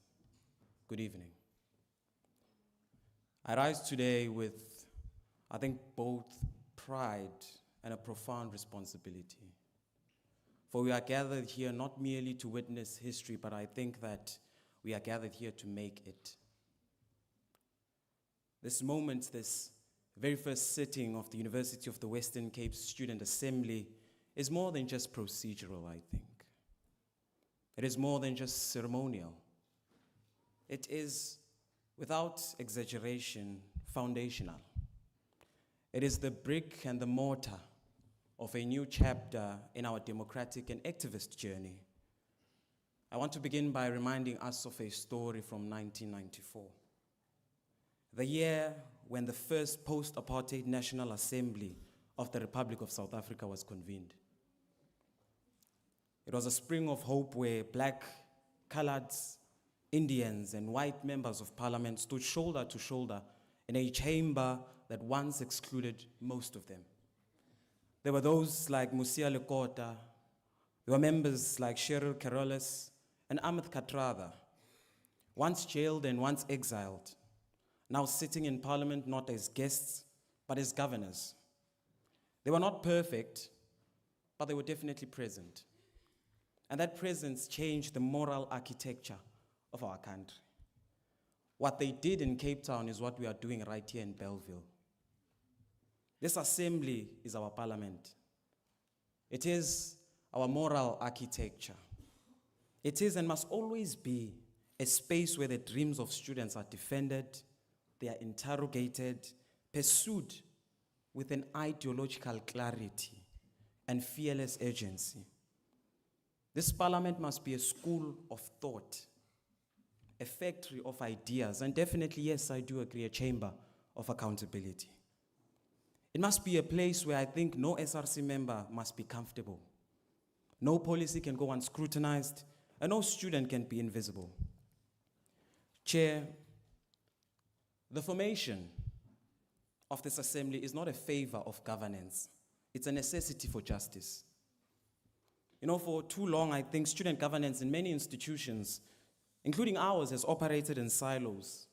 If you look at the past 7 years, it has been that. SRCs have functioned as executive bodies without a structured legislature for oversight. We have governed, but we have always not been governed well. We have acted, but we have not always been held accountable.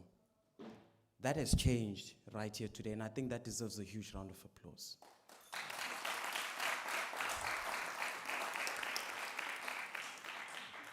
I want us to be very clear about what this assembly is and what this assembly is not. This assembly is not a clubhouse of popularity. This assembly is not a place for clapping loud or ground standing. This assembly is not for the theatrics of empty revolution. No. This assembly must become the heartbeat of campus transformation. It must become the legislature that debates the policies which affect residences, curriculum infrastructure, and justice. This assembly must be a forum where party politics makes way for people's politics. It must be a memory-making institution that leaves legacy behind, not just noise. So fellow members, hear me and hear me clearly. We do not inherit this moment, we craft it. You know, according to the Department of Higher Education, last time I checked the stats, only 9 out of 26 public universities have functional student assemblies. UWC was not among them until now. This means that 17 institutions still operate without full participatory student governance frameworks. Let's not forget what this means then. This means that many students in South Africa have no formal way to challenge, refine, or even expand SRC mandates. But today, we not only change an institutional narrative, we change a national framework. Our assembly must be the envy of the sector. It must serve as a blueprint for those universities still stuck in governance models that belong in the apartheid archive. So, Chair, today I want to leave this assembly with 3 things. I want to leave this assembly with 3 seeds. The first seed that I want to say is around institutional memory. Transformation, comrades, must outlive us. Each year, SRCs arrive with a passion, and each year they leave with unfinished dreams. Our victories are often not passed down because of regime changes and all that. They are buried with term limits and lost documents. But an assembly that is rooted in institutional memory must break this cycle. It must become the living archive of student struggle and student success. You see, simply said, we must create an ecosystem where minutes matter, where resolutions are binding, and where incoming SRCs are required not to draft a new POA, but to pick up on the torch that was left by the latter SRC, and not just start from scratch. Let's catalog every campaign, every victory, and every unfinished fight. Let's build a repository activism, a physical and a digital memory bank that future generations can draw on, where student policy doesn't disappear with the change in leadership, but is strengthened through continuity and sustainability. Now, in this house, I would like to ask, let the word legacy not be a slogan. Let it be a structured plan, protected by processes and enforced by law. Here's the second thing that I want to leave this assembly with. You see, oversight with teeth. We must hold power to account. Here's what I mean. An assembly without power is what I saw today, performance. But this assembly will not be theater, and I guarantee you it must be a tribunal. Oversight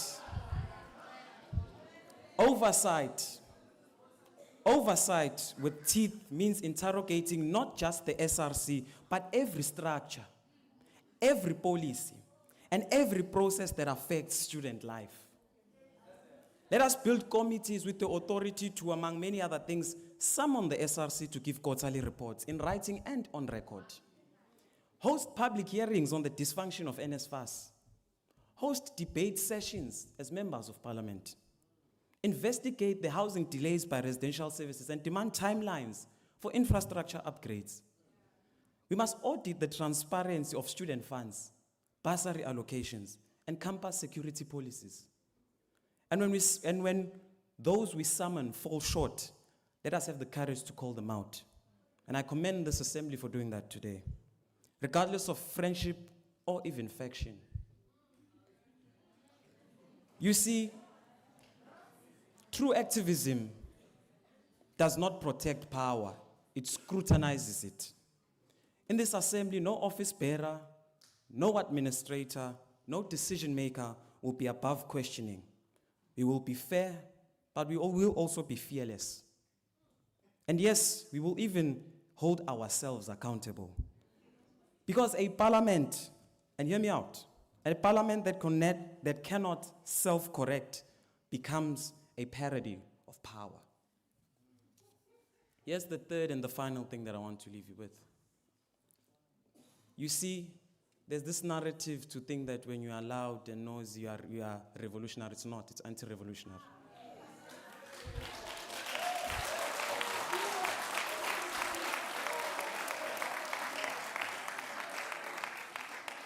And so with that being said, I want to begin by saying that in the words of Steve Biko, he once said that the greatest weapon in the hands of the oppressor is the mind of the oppressed.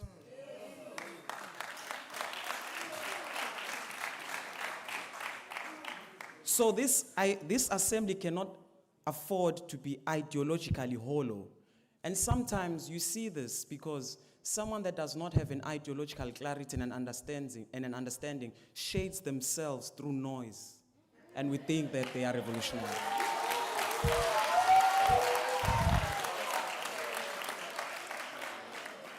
You see,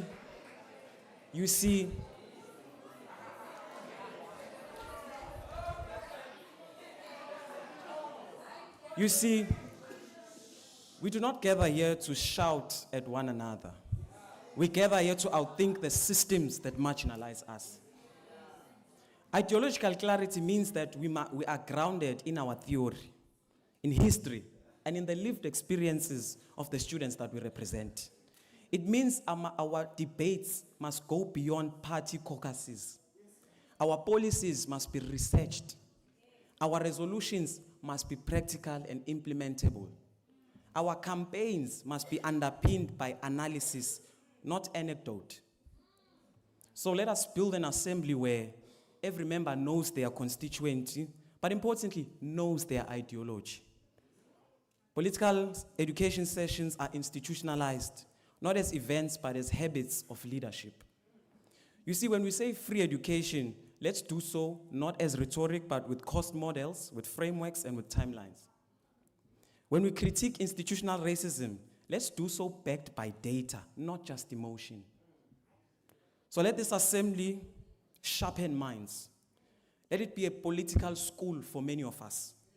Let it be a training ground of integrity. A space where the next generation of leaders learn not only how to speak, but how to think with discipline and with moral courage. Because the truth is this: if we do not define our ideology, it will be defined for us. And if we do not shape our politics with clarity, we will be co-opted, distracted, or destroyed by those who benefit from our confusion. So let our generation then be remembered not just for our noise, but for our clarity of thought, of vision, and of purpose, Chair. You know, the great traditions of this university, from its anti-apartheid roots, its Pan-African scholarship, demands of us that we build institutions that live up to their promise. And so, I would like to close by saying this. UWC cannot have an SRC without a parliament. For the first time ever. And this SRC, and I commend them because they were the first people to say that we cannot function in silos. We must be held accountable by a student assembly.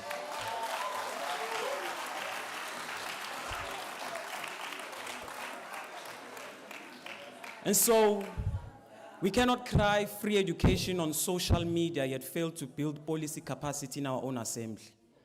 So I ask that let us introduce standing committees. Let us pass budgets that reflect student needs, not just admin compliance.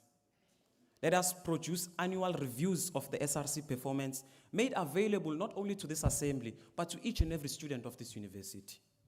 Let us build an assembly that is not an event or a season, but an assembly that is a legacy and a system. So in closing, this assembly will not be remembered by how long we sit, but by how boldly we act. It will not be remembered by the speeches made, but by the changed futures. Let it be said of this assembly that it produced the next generation of Mampele Rampeles, the next generation of Thuli Madonselas, the next generation of Nelson Mandelas, the next generation of Oliver Tambos, and the next generation of Julius Malemas too. Let it be that from this chamber, a new kind of leadership is born, radical in thought, disciplined in action, and unwavering in justice. Let this be the assembly where we dream like Steve Biko, where we think like Robert Sobukwe, and we organize like Charlotte McLeod. Thank you.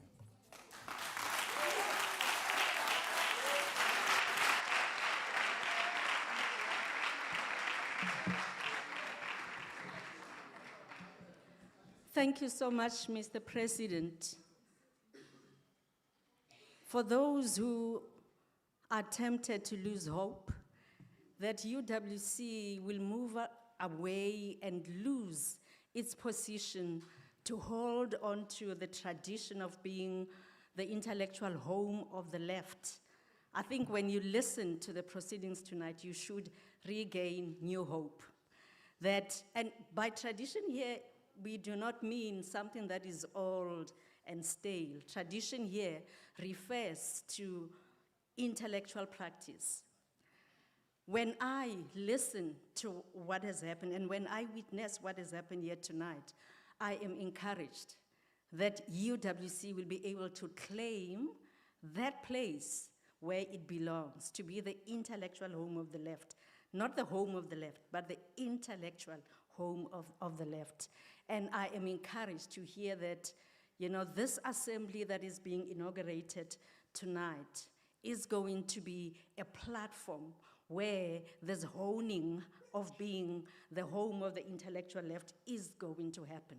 And I am persuaded that all of you will embrace this challenge and make it a reality. And if we do that, many others who will be coming long after you are gone to UWC will definitely benefit. You'll be planting seeds that will grow to be very tall and powerful trees to provide shade to those who might be sun-scorched years later. So thank you so much for all the speakers tonight. I want to ask that the UWC Creative Arts Choir, and by the way, you gave us a wonderful concert the other night. I'm so glad that I made my place and enjoyed a seat in the hall. That was just out of this world. Thank you so much. I want to ask that you give us an item as we go out to dinner, because we are now way beyond our time for dinner, for refreshments. Actually, I was corrected that it's not dinner, in case you're tempted to expect, serviettes and fork and knife and all of that. They are definitely refreshments.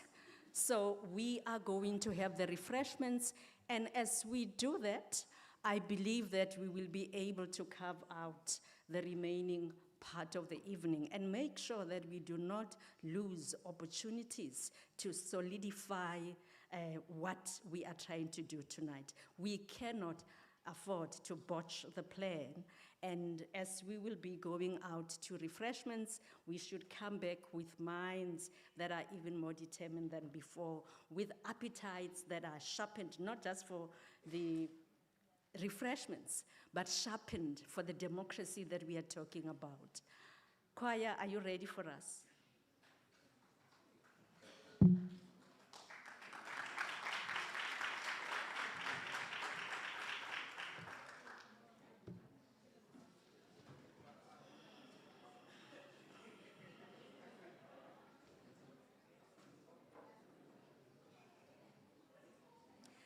Can we also get confirmation that the refreshments are ready? Thank you.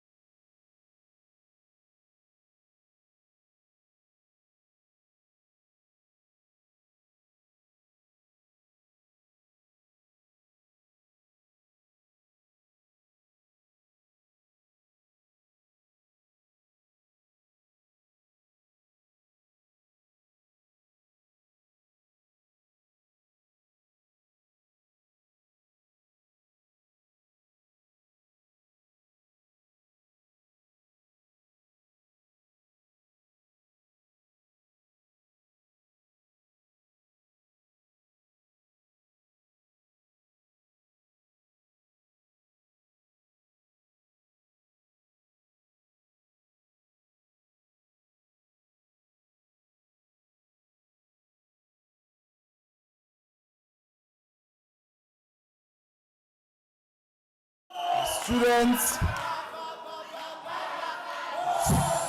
Students.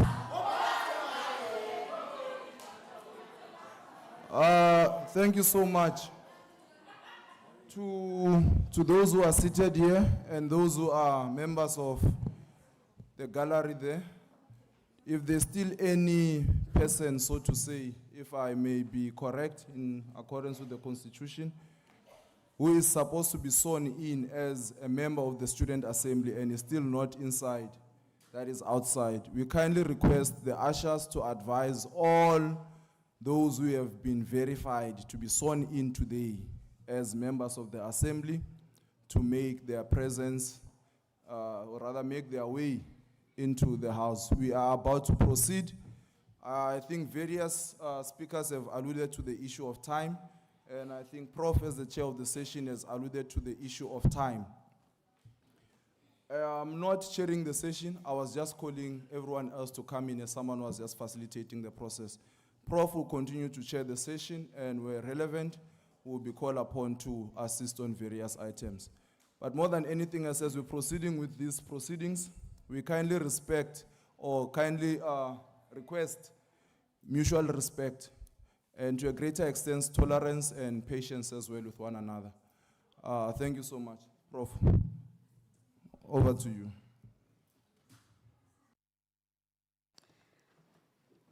Thank you so much. We have unfinished business, and if we do not finish the business, there'll be some opportunities lost, and I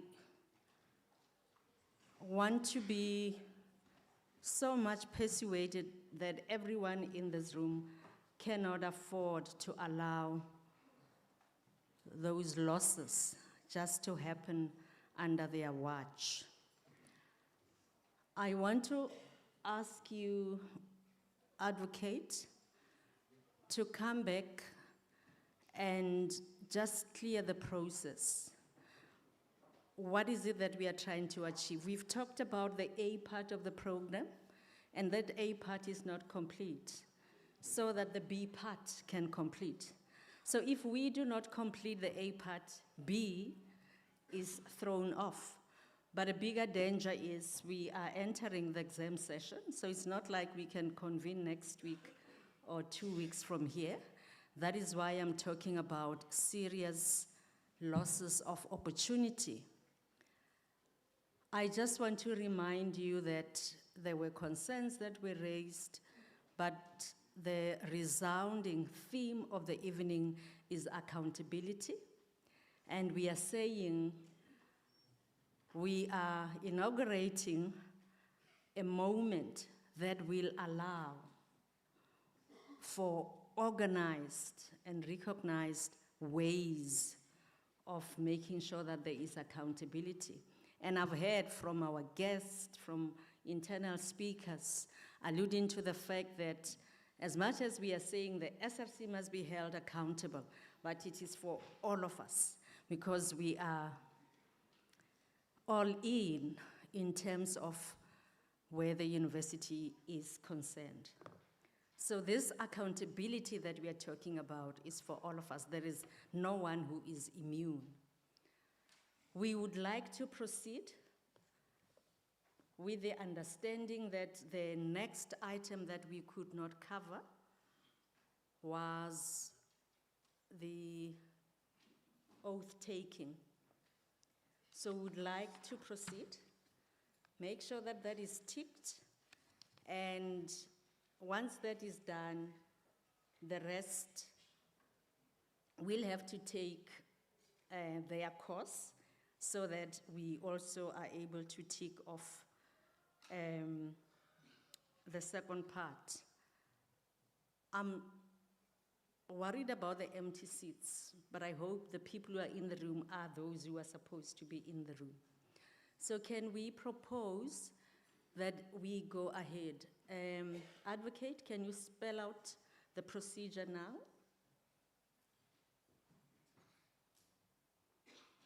Thanks, Prof. The next step, unfortunately, is that we will need to, I shouldn't say unfortunately. The next step is that there needs to be an oath taking. In order for that oath taking to happen, what it then enables the election of the office bearers.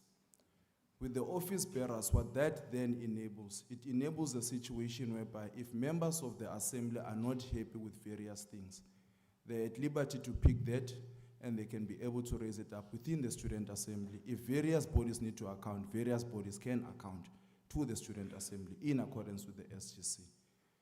Prof, I think to just cover up various parts in terms of what was the issue earlier on, there was an issue of quorum. We addressed that issue of quorum. And there was no objection with regards to the issue of quorum, except for the fact that there was questions with regards to how the International Students Affairs came about. There was a question with regards to the Accommodation Affairs Council. Correctly so, Chair. With regards to the aspect of the Accommodation Affairs Council, as the member was still speaking and addressing, says the council comprises of chairpersons and secretary. That on its own is expressed in the very same schedules, that with the proper reading of those schedules, it goes on to say that, I think it's section 6.3 of that schedule. It goes on to say that the portfolios that are listed in section 6.1.2 to 6.1.6, those portfolios are going to serve in the student assembly. So that is how it came about. In having to address again that part, when we had to verify or when we had to send out an invitation, the process that was followed was that since there is a person that's coordinating issues that have to do largely with RESCOMs, who then constitute the Accommodation Affairs Council, we requested the database in terms of, in accordance with the schedule, in accordance with what was done by the RES committees during their election in January, when they had to sit and comprise a council and decide in terms of who will be the office bearers of the Accommodation Affairs Council. We were then sent a list of the people who occupy those positions in that particular council. Those very same people are the very same people that have been verified to be the right people who are supposed to be sitting today. So that answers the question with regards to the Accommodation Affairs Council. Issue with the International Affairs Council. The SGC provides that in preparation for student assembly, SDS will consult the SRC, because the SRC is there, student assembly therefore follows after, if one reads the SGC correctly so. What it then goes to say is that in that process, the SRC was consulted. The SRC were the ones that came through and said that there needs to be this particular process that unfolds in order for the student assembly to sit. But before that, there's a duty that it says, the SGC says that the International Students Liaison Officer is going to be the person that chairs the International Students Affairs Council. One of the things that needs to happen then is that now there was a document, that being the schedule, that now speaks into how this actually comes about, but that could not really be finalized in the initial stages. In the process of having to see that in order for this council to function, because there is work that needs to be done for international students, an initiative was taken upon to say that how do we go about finalizing these processes? The very same approach was taken with regards to the Postgraduate Students Affairs Council, whereby it was said that with regards to Postgraduate Student Affairs Council, there was not even a discussion document to begin with. Call an SRC member in, say that this is the process that we need to follow, advise on the process that we need to follow as an SRC member that we're currently consulting. The same process ran through with the International Students Liaison Officer that was in office. The agreement that was then reached was to say that in the interim, let's have a task team, because unlike any other council, the international students, when it comes to them, you need to run an election. And when it comes to an aspect of international students, you cannot only run an election on the basis of those who are on campus. And we're not in a position to do what? Run an election. That is what is going to happen in October, therefore. Because you're running it whereby there's someone who's registered at UWC as an international student, but the person is currently not in the country. or the person is currently not in a province. So you do not want to prejudice those particular students, or you need to have an open process whereby any person with an international student who meet the eligibility criteria does qualify and can be able to contest. So therefore, looking into that and taking that into consideration, I'll repeat, the very same approach was taken with regards to the postgraduate students affairs council, to say that you cannot have a council. The only thing that can be there to assist in terms of having to, at least in the interim, achieve the mandate of that particular council is a task team. That was the agreement that was then taken. The similar agreement was then taken to say that a task team will need to be established for international students. In the process, there was a question whereby I believe the SRC president has said that the SRC will account on its own processes. The SRC will give a full account or a full recourse in terms of what really happened with regards to the vacancy of the International Affairs Student Liaison Officer. But in the absence, we were able to say that the aspect that have been agreed upon of the task team with the then International Student Liaison Officer, there was a resolution that was taken. And the task team appointment is a product of a resolution. Prof, I don't think there's anything else that I still need to explain. I think those were the two questions that were largely there with regards to credentials. Accommodation Affairs Council and International Students Affairs Council. Those issues have been addressed, Prof, and I think we've largely exhausted the matter at this point. Thank you so much, Prof. Thank you. And thanks to the audience for giving him a hearing. We are at the point where I hope the concerns and questions that you have around credentials were addressed, and we have to proceed so that further work needs to be done, especially where the concerns remain. A good example is, I think there was confusion about the accommodations part, and it became a clear example that it wasn't a malicious act, but actually the Constitution in a way prescribes who has to be. So we mustn't allow ourselves to be swayed in directions that will end up creating confusion. We really have to nurture our processes and maximize our opportunities in building the forum. I really do not want to take hands. I want us to move on, but I can see that you have raised your hand and I saw one here. So I would like to take the two new hands that I saw. Do we have a mic? There was a hand here. Okay.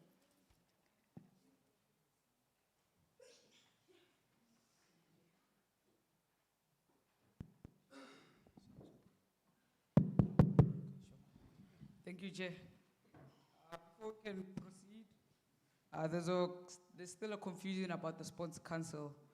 So there's a concern here. We want to know how the Sports Council was formed, how the elections went about. I don't know if this is the right moment. Can we let Mr. Louis just account to that, please? Please. Can you respond, rather? Can you respond, rather, please? Wait. Okay, someone gave very clear, I don't know who was that, but one of the speakers earlier gave a word of wisdom that we need to respect. That the SRC cannot run away, they will have to account. Okay. But we have to find that right moment. So let's not confuse that. That is on the table as an issue that needs attention. I just need answers because I'm a sport athlete here. I'm a student athlete. Yes. And I just found out today that there's a sports council. And I would really like to know how was it formed. And they are here, I believe, and they will have voting rights, of which I'm also a student athlete. I would have liked to be part of representing the student athletes. So can we please get clarification to who was supposed to be elected? Thank you. Okay. There is a hand here.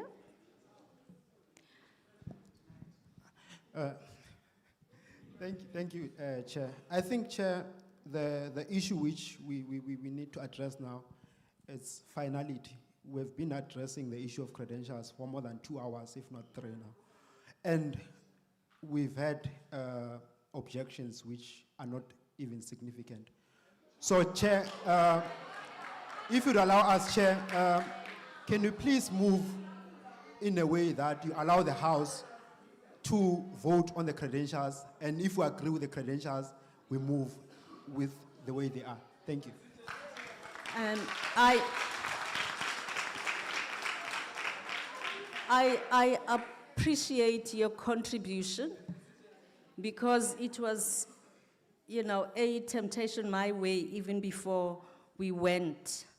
But I thought that we should allow the discussions as we had to settle, identified what is core, what needs serious attention before we definitely move in that way. The reality is, dear student leaders, we really have to find one another and move on. At this stage, what is at stake is the oath taking. We will have no assembly if there is no signing. And please understand the consequences. We are into the exam session. As I said earlier, it's not like we can convene next week or in 2 weeks or in 3 weeks' time. We might be pushing ourselves into a scenario where we can only talk about the assembly maybe with the next election, the next SRC, and miss a grand opportunity for this SRC to have this platform that we have so much celebrated as a platform for accountability. I am going to take your cue and say, and just check if all of you seated here, what is your pleasure? We cannot continue for the night, to argue about all the other procedural issues. Clarity has been provided where there were, okay, of course, that is a new one, but clarity was provided on the issues that were raised. Someone earlier talked about trust. It is as if indeed there are deep issues of mistrust that the people who have been, checked to be in here were brought in here through processes that are not legitimate.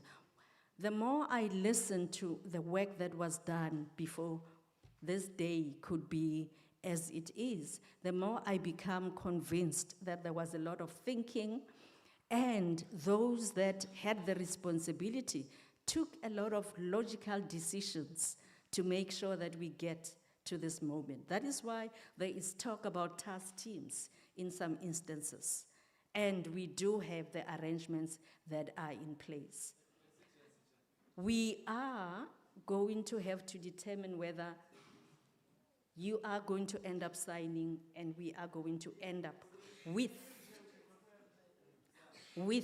an assembly or not. So I just want to appeal to your grace. We have lost a lot of time. I'm even tempted to say, at this stage, it will help. If we have to take new hands, it should be new hands only. If we do not,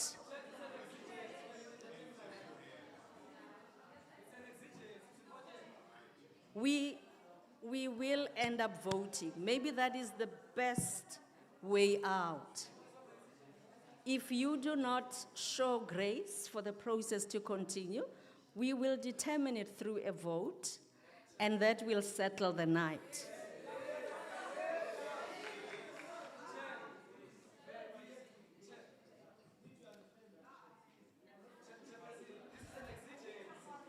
Okay, you know, I am tempted to give grace to the two new hands that I'm seeing. And after the two hands, we really have to listen to the new hands only as a matter of grace. And for those whose hands are up, I hope you're going to give us wisdom. We need to move forward. We cannot be stuck. We cannot be stuck. And after this two hands, we should definitely vote, unless if you're giving us a magic solution. Can we have a mic? Can we have a mic?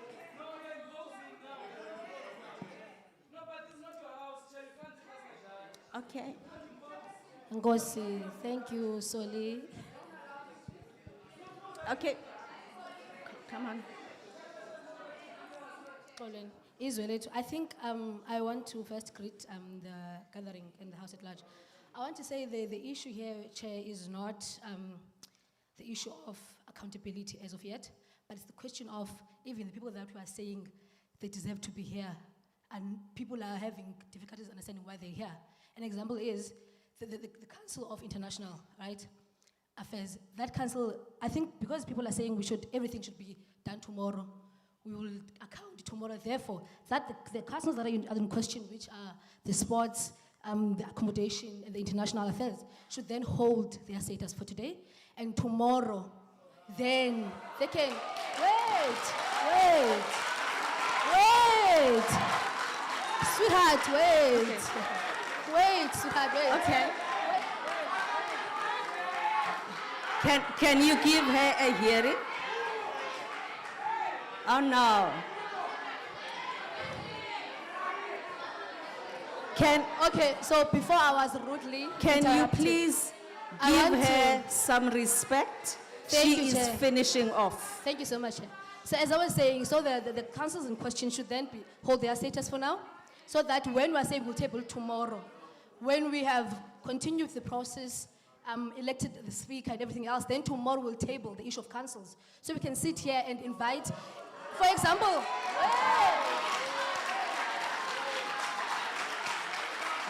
an example is there are sports people here who have a policy that guides them, that feel like even that council was not supposed to be elected, right?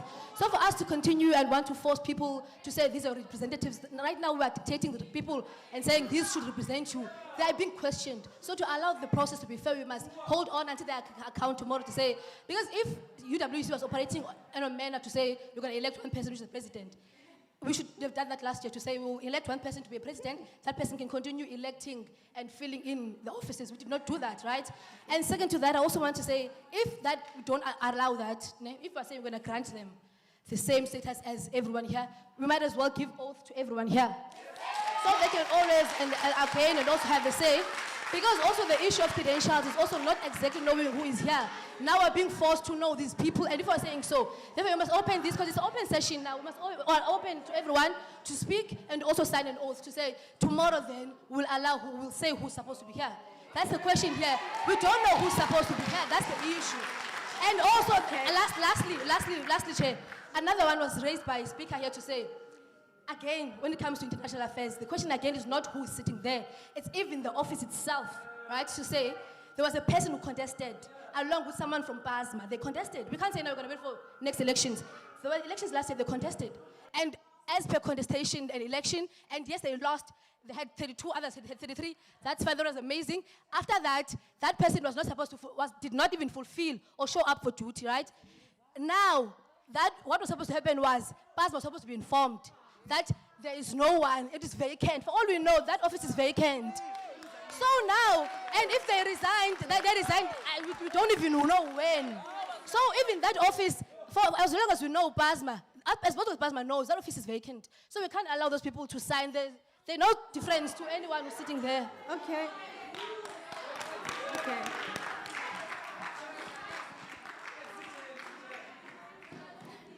Okay. Can we do this? Just, okay, wait.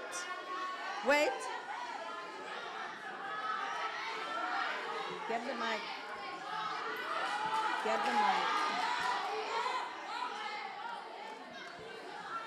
I wanted to say before you start talking, what I take from that contribution is actually strengthening what you proposed. Because she's saying, let's not do this and see what tomorrow can allow us to. No, that's what she's saying.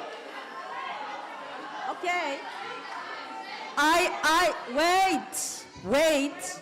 I read it as, it means indeed the house is divided. So we will have to determine the best way forward. Can we hear? It doesn't help shouting at me.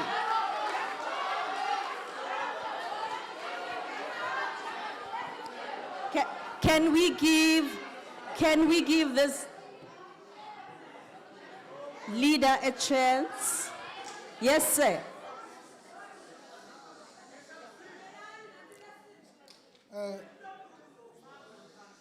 Thank you, Chair. I think one problem that we're having here, it seems as if from your office, there isn't an understanding of the importance of credentials. Hence, it feels like we have to move haphazardly throughout the credentials. And we cannot go to, let's vote on the matter when we don't understand the credentials of who's voting. And we are at a situation where this assembly has to sit. Everyone needs this assembly to sit. But we cannot make a mistake and create precedent where we just come here and do as we please. Because now what is happening here, we are being presented credentials by the special project office coordinator, apologies for that. And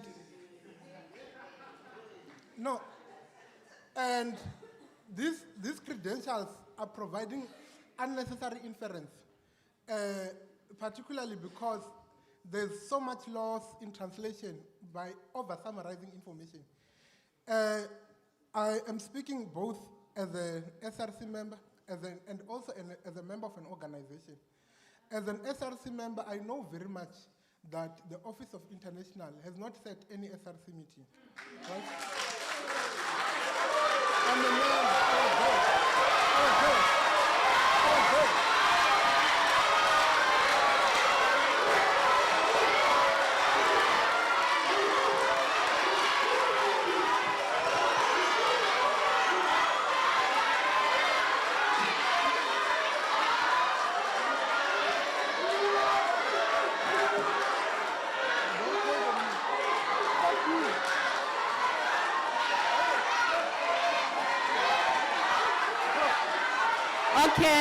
Okay.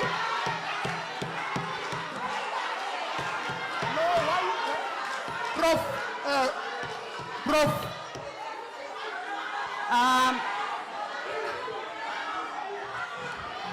Okay. You know, this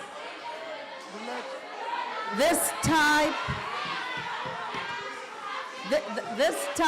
of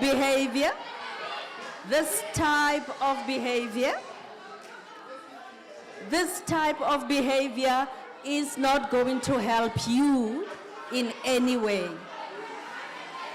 Prof, before I go on, I would like to stay for you to be the chair of this session. Right now, the sports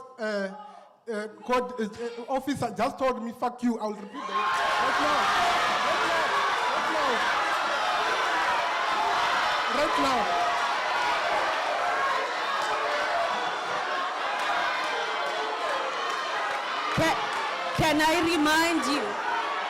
Can I remind you of this fact? Can I remind you? Okay, before you go on, wait. Before you go on, can I remind you? Can I remind you? Okay, hang on. Yay.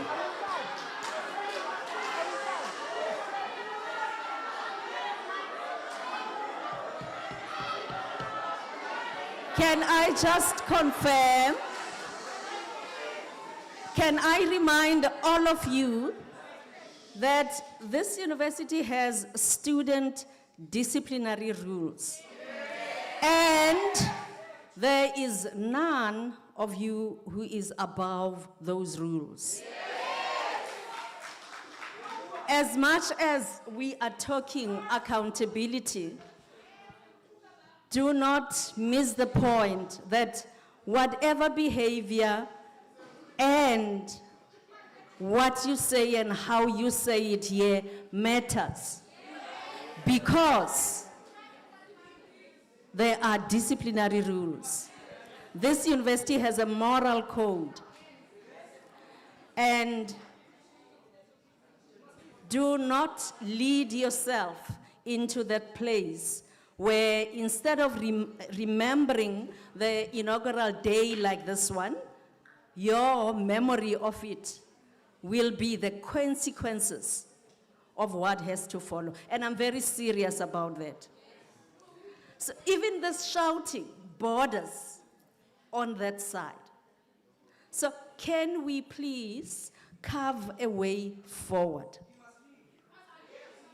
We have to carve a way forward.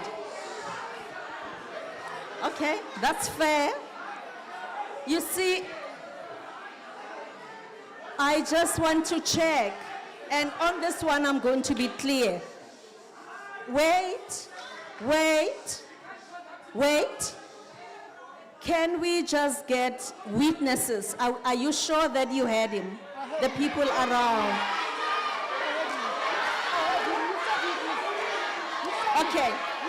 Okay. Here is a ruling.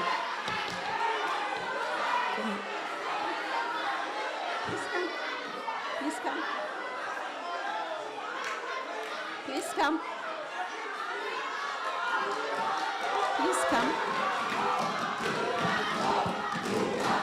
Can you now move? Why? But I didn't tell him that, Prof.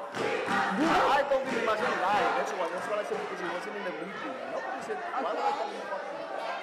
Did you not say that? We will determine that. Okay, please.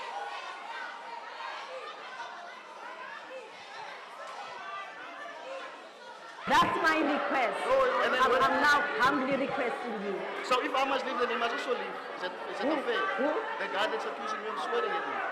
No. It's you who must leave. And I'll give you the reasons why, but we cannot make a court now. I'm asking you nicely. Yes, we will call you back later.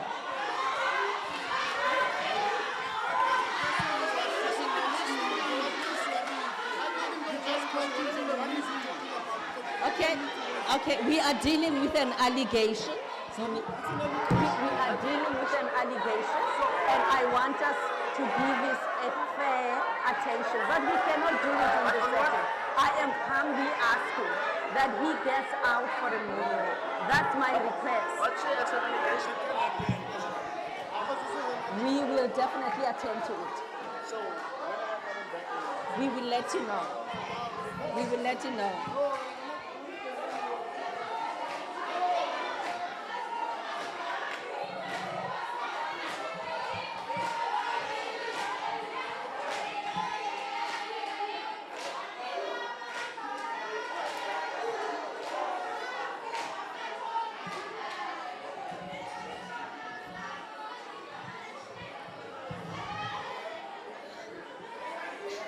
You know, it is so painful. It is so painful to see student leaders, it is so painful to see,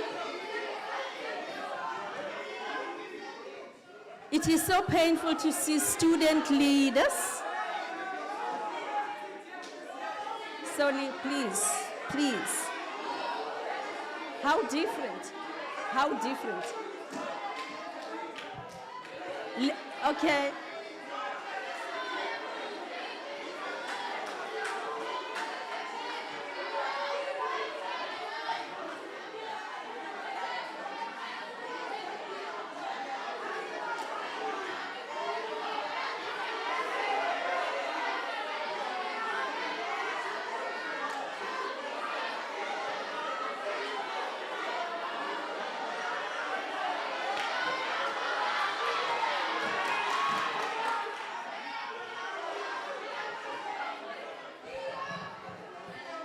What a shame indeed.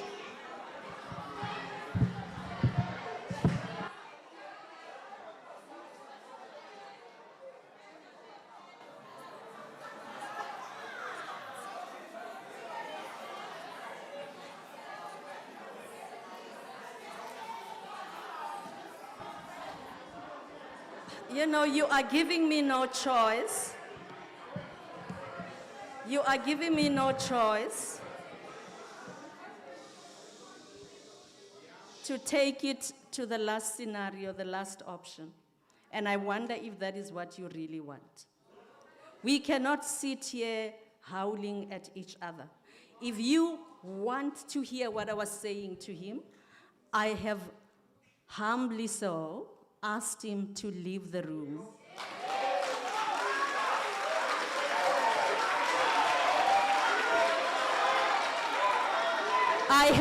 I have a reason. I do have a reason. I do have a reason. The reason is at this stage, we are sitting with a very volatile accusation. And we cannot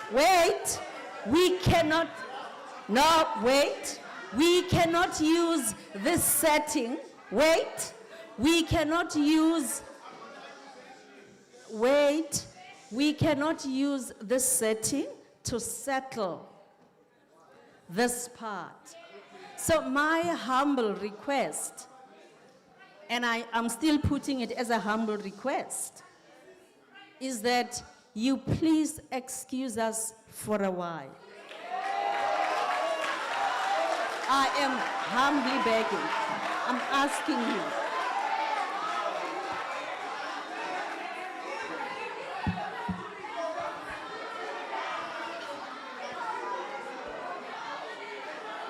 Okay. You see, if I hear you, if you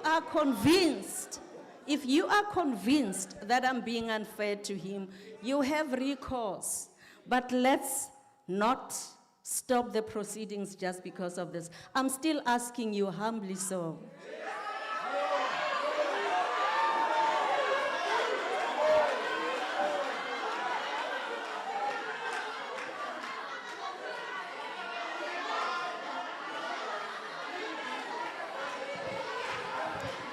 Okay.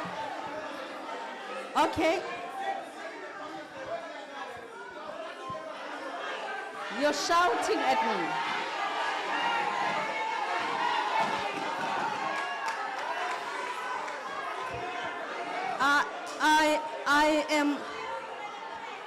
I am not here to watch a shouting match. I am not here to watch a shouting match, and I don't think the rest of you deserve to be sitting here watching a shouting match. So for us to get the next step clear, I just want to check, are there people in this room who are willing to proceed with oath-taking? I want to, by a raise of hand.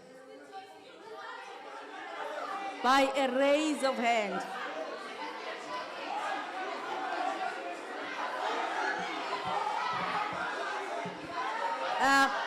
Advocate, can you help? Just count. Just give me an indication of how many people are willing to continue. Prof. That is important at this stage. Prof, I'm still on the floor. I know you understand what went wrong. Okay. Can you indicate? Excuse me. Can you allow advocate to be aware of the people who would like to continue with oath taking, whether you like it or not?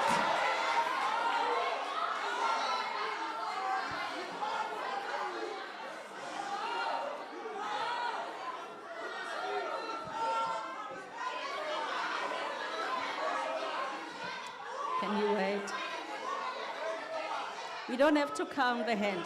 We don't have to count. We don't have to count.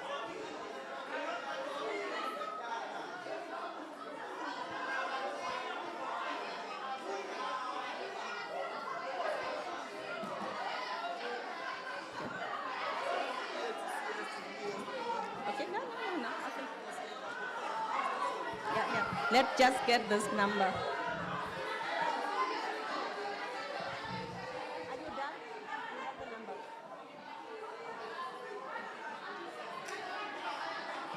Do you have the number?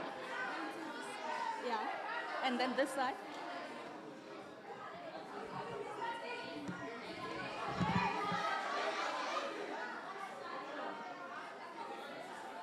Okay.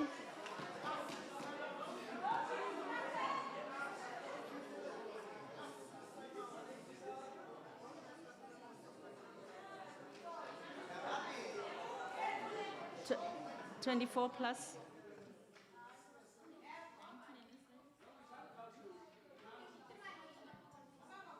Total. And is that more than 50% of 75? Okay, that's, yeah, okay.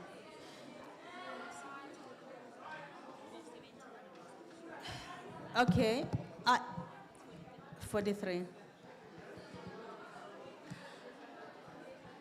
There is an indication here that there are students who'd like to see oath-taking happening. That's why they had their hand up. So, and it is the majority.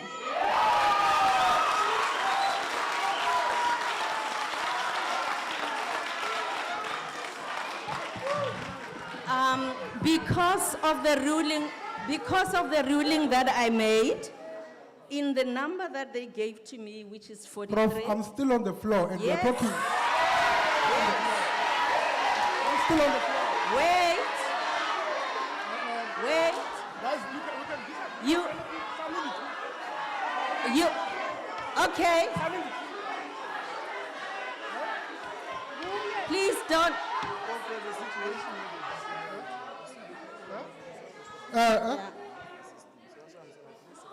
Yes. I want to get there because they are providing. You are providing, more data to help take a clear decision. But I wanted to be very gracious because I understand the importance of this sitting.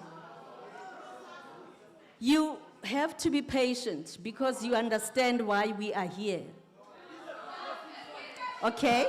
Prof, can I... Wait.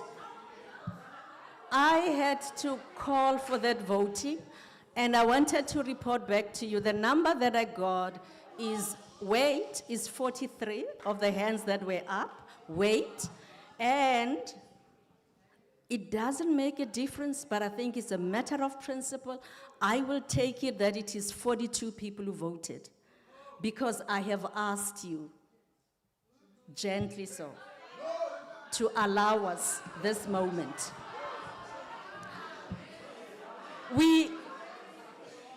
You're not making it easy because at the rate at which you are turning this into a shouting match, it becomes almost impossible to hear if there are more who are joining in the allegation that we already have.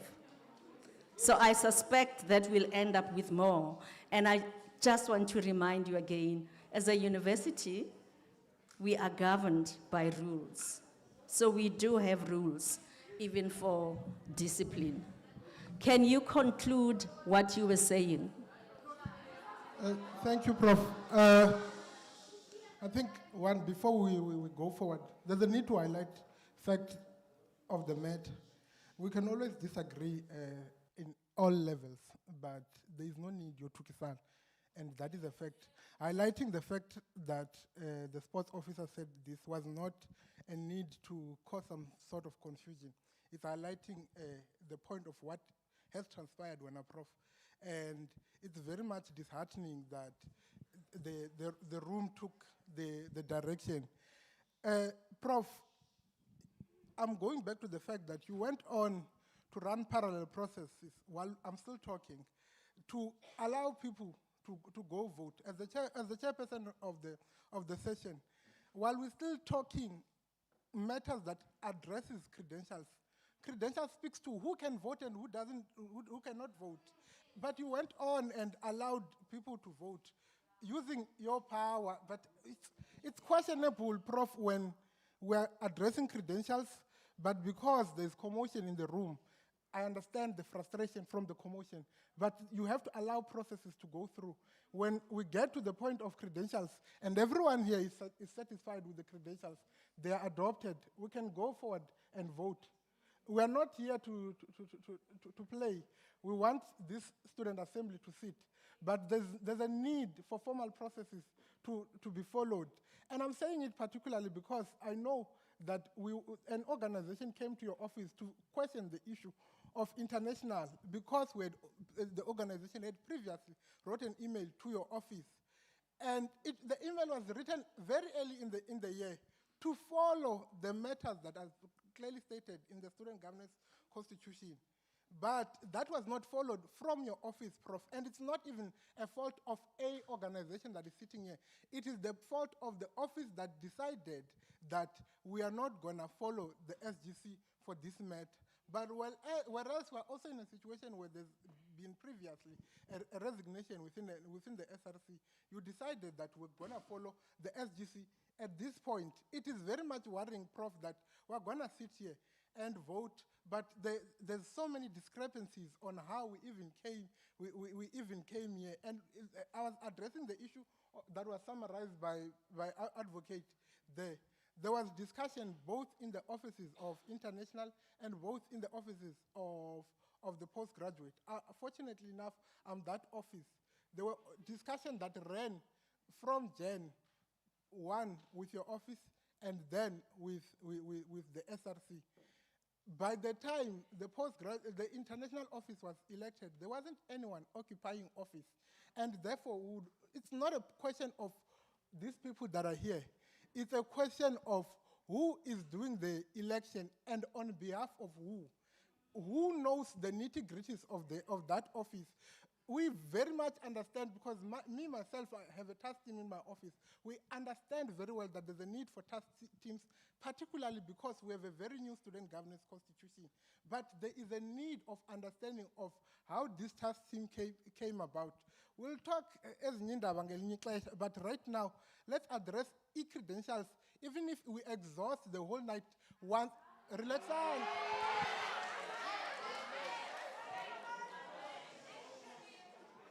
Again, Prof, the sports officer just asked me if I'm mad. Again. Panties here.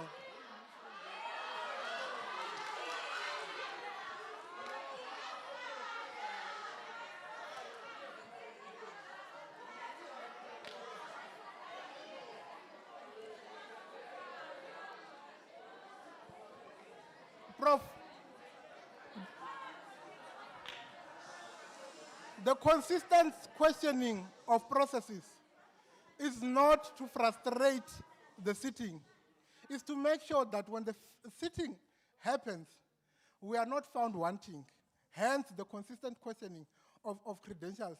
And we were very much confident in the office, particularly understanding that people who occupy office are very much familiar with how processes are run at organizational level and how credentials are adopted. Hence the questioning of the credentials, not the counting of who's here and not here, but who qualifies, how do they qualify? And the House then decides who cannot qualify on what basis. That is the basic of the conversation. Nothing beyond that when Prof. Credentials must be adopted, right? Other than that, we cannot have a constitutionally binding student assembly if credentials are not adopted right. But it seems as if, and it's not, I think what the House is not getting, it's not a fault of an organization. And I'm saying it directly to the majority organization in the Office of the SRC. It's not your fault. And I understand that you have interest. Every organization here has interest. But there's a need for understanding who can and who cannot.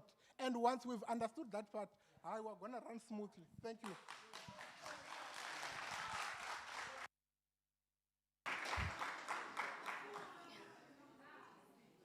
You know, I'm getting a sense that indeed we have just wasted time on very simple matters. You allowed the process of credentials to be, confirmed in the way that you had asked. That happened. But now you are saying you are not just happy with the people who will be signing the oath, because you're not confident that some of them qualify to sign the oath. So it is that clear. There is not going to be signing of the oath tonight, because you are saying you want to stay here the whole night saying the same things.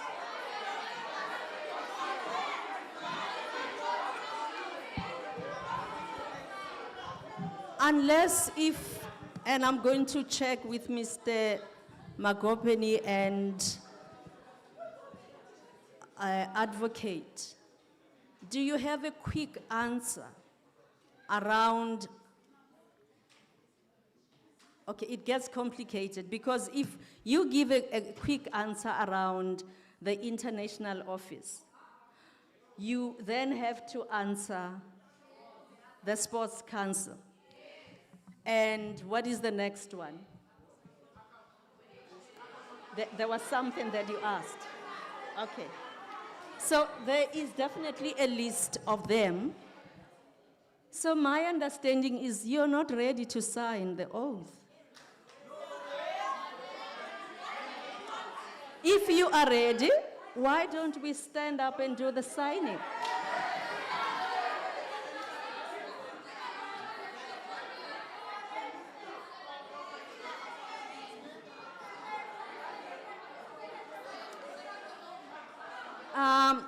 Can I just acknowledge, and I did my best before the refreshments, to say you definitely have tiffs, you have concerns that you have raised around credentials. All of us with ears have heard clearly the areas that you're querying. What I'm not getting out of you is, how do we resolve that? So you want to suspend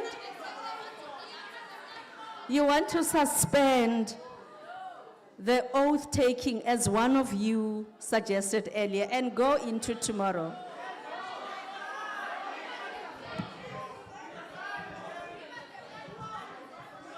Yes.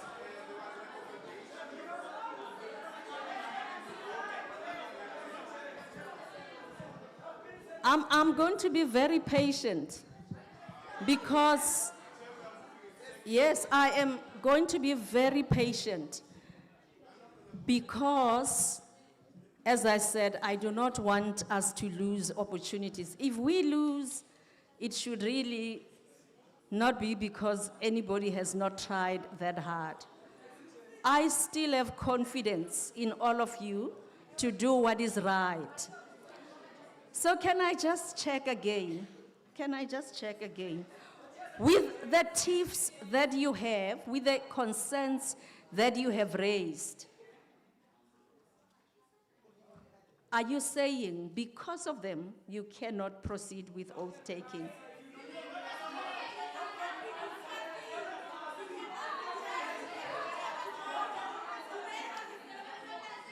You don't have to shout. I am going to take, as I've been saying, another new hand. Maybe there'll be wisdom.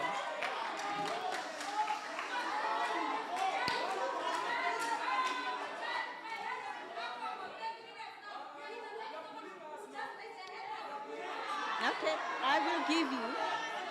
When you are done, you give her.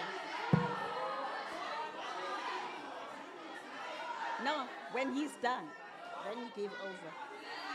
When he's done, you give her.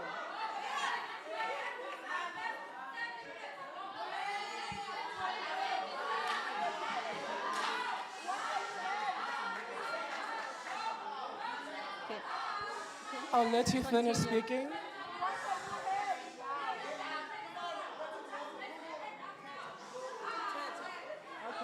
Chair, I think the main conundrum that we're currently facing now is that we are moving in circles. I don't know whether people can't comprehend or don't understand English.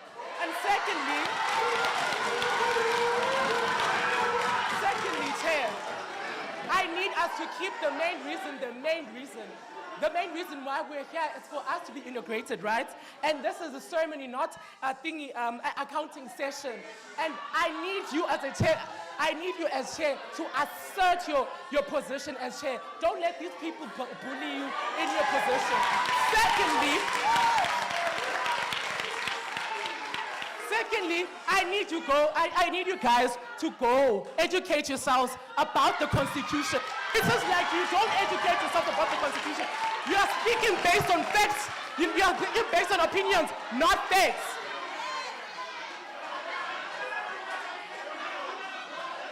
We should have been done with this sitting a long time ago. I'll let the squabblers squabble and let the procession go on because we voted. That was the main reason. What was the main reason of voting if we were not going to take the oath? If they're not going to take the oath, because these people are moving in circles, they're not coming with any solution. They are not coming with any solutions. If you're going to be depriving the international students and saying that they shouldn't be here, who's going to be representing them? Who's going to be representing them? You're basically depriving them their rights of being here. If you don't have anything to say, you'd rather sit down and keep quiet.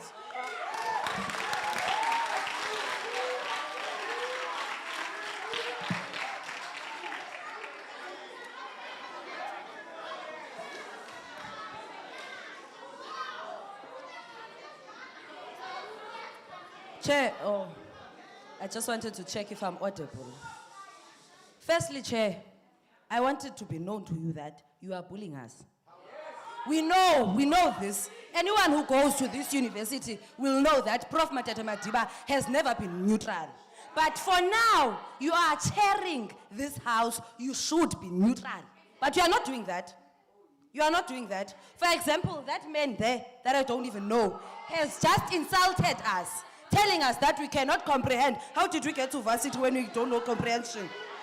Hey, Bible.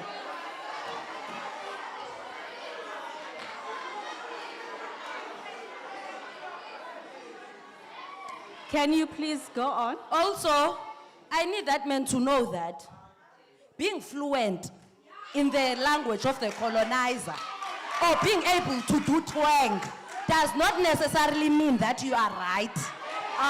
It does not mean that you are correct. You are just embracing the language of the colonizer. It never means that you are correct, and it never means that you are a revolutionary. Now, to address my question, I need the chair to consider this. It does not make logical sense. Why should a house where there are people who are being questioned, who their ability to be here or their authority to be here is being questioned, and then they are allowed to vote? On what status? On what status are these people being allowed to vote? Let's say, as they are saying, we account tomorrow, these people will be accounted for tomorrow. What happens when these people vote today? They take an oath today, they vote for a speaker, for a deputy speaker, and all the other office bearers. And then tomorrow, when they are being accounted for, we find that they came to this assembly through back doors. What will happen to those speakers that were appointed by people who were illegally in this assembly? No. What will happen? Thank you. You see, it is not going to help any of you to deteriorate the discussion here to personality, attacks. That is really playing it very low. I don't think that is what has to keep us tonight. we have a serious hurdle to jump, and I'm trying to do my best to be as gracious as I can, because my interest is in making sure that we do not lose opportunities before us. You are creating, with your last argument, an impression that there are so many people whose credentials are questionable. And that is not my sense, because the advocate came and clarified. But I do acknowledge, listen, I do acknowledge, and the academics environment for me is a good example. What I've gathered out of the discussions is that the Constitution predetermines who should come to the House, this House. Yes, but earlier you created, an impression that a dictator through WhatsApp just called people. But these portfolios are predetermined. They are predetermined in the Constitution. That is one. Listen, number two, why I think we should move on is that, of course, there are gaps, and the gaps have to be accounted for. And explanations have been given around task teams to place stop gaps. And it appears that those solutions that were put in,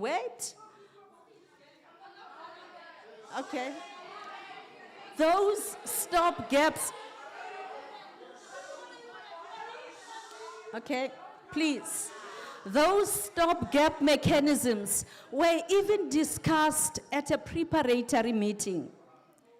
So all these things that you're hearing today, in my understanding, they are not new. They were put on the table. There were discussions and practical solutions to try to help us to move on.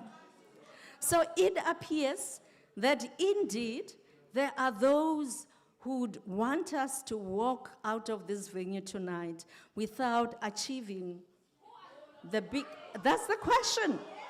That's the question. Yeah, now, because now, it is because, of course, some of you have already shared with us their concerns. Your concerns are on the table. Your concerns were heard. They were listened to. The question that I would still want to ask, I know that we are talking about 42 votes, is whether you would like to support the finalization of the biggest mission of the night, to get the oath to be dealt with, to have an assembly, and then make sure that with the concerns that you're raising, better clarity is sought, rather than to be throwing more shouting statements at each other and creating animosity which we do not need. And I'm begging you for the last time, given that there are indeed those who'd like to vote, those who'd like to sign, pardon my slip of the tongue. It is quite clear that there are those, but it appears that there are also those who say they want to vote, but they do have issues. And the longer we shout it at each other, the more the issues come to the fore, because now you are moving out of the disciplinary boundaries that we are all supposed to be, placing ourselves within. You are really turning this into a futile exercise. And this is undermining the progress that we want to make.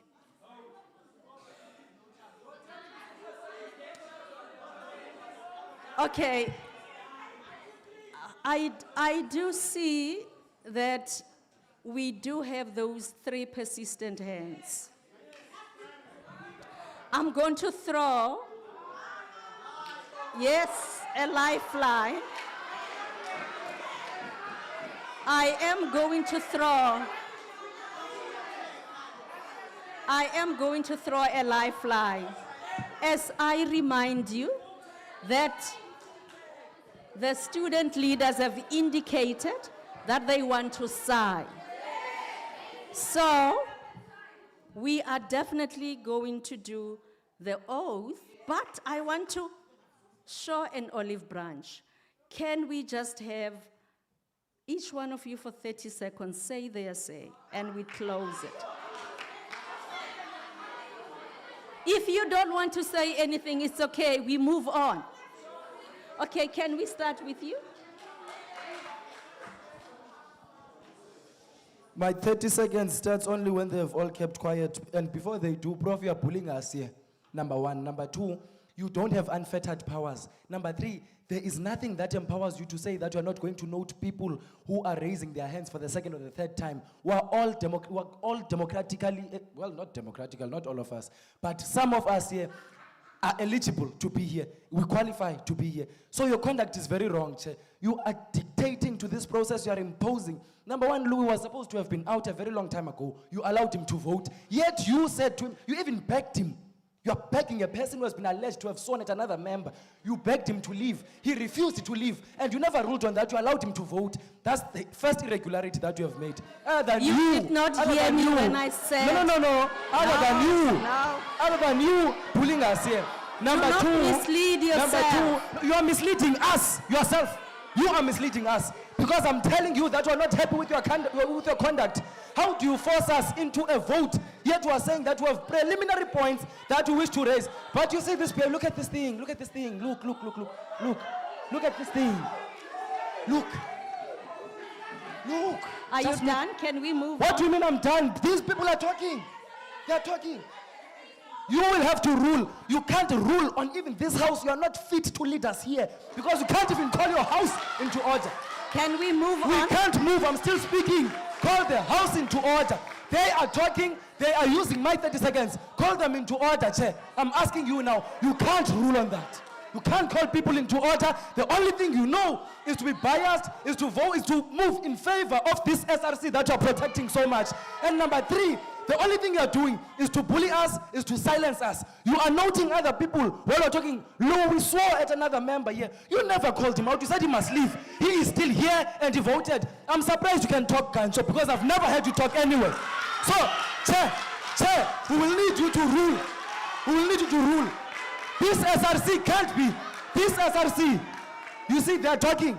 This SRC can't be so incompetent, and then you are also unfit to lead the house as well. So we can't have a presiding officer that is so incompetent to lead us. I am getting us somewhere. Chair, we raised preliminary points here, the first of which being that there is an improperly constituted AAC. There is no provision, Chair, in the Constitution that says it empowers the Accommodation Affairs Officer to deploy through WhatsApp. We provided those facts. We have people who are in that group who can show you that message. You are failing the most basic thing, to rule on someone who has delegated people via WhatsApp. Were you appointed as the Vice Chancellor, as the Deputy Vice Chancellor via WhatsApp?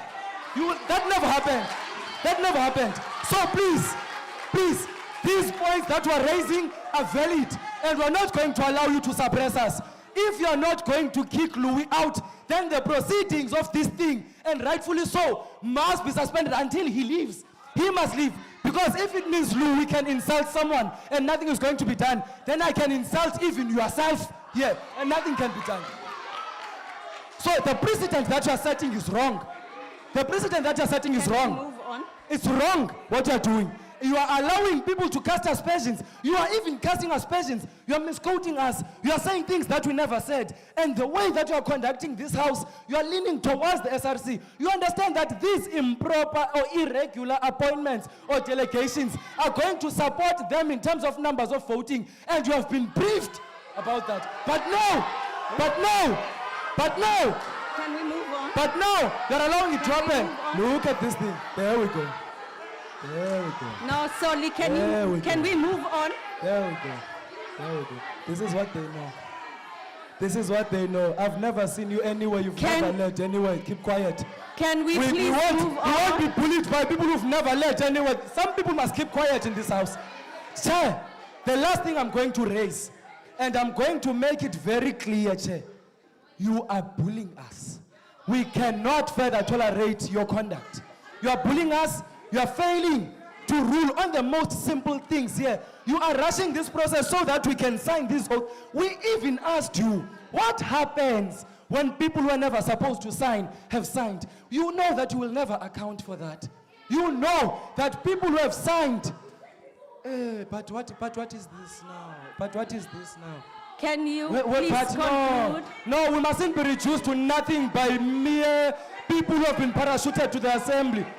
These people must keep quiet when I talk. I'm a member here. They must keep quiet. They must keep quiet. Otherwise, I'm not going to stop. They will keep quiet, and you will rule on that. You will make sure that they keep quiet. They must keep quiet. Look at them. Look at them. Look at them. People who have never led anything. People who have been parachuted to the assembly en masse are telling us what to do in this assembly. You will have to rule on that. This is our house as well. You know what We won't be bullied. We won't be bullied by yourself and bullied by SASCO. One at least must bully us. You can't have the both of you bullying us simultaneously. Solly. No, I'm not Solly. I'm Mr. Mtingi to you. I'm Mr. Mtingi to you. I'm not Solly to you. I am Mr. Mtingi. You are bullying us. You are bullying us. You are bullying us.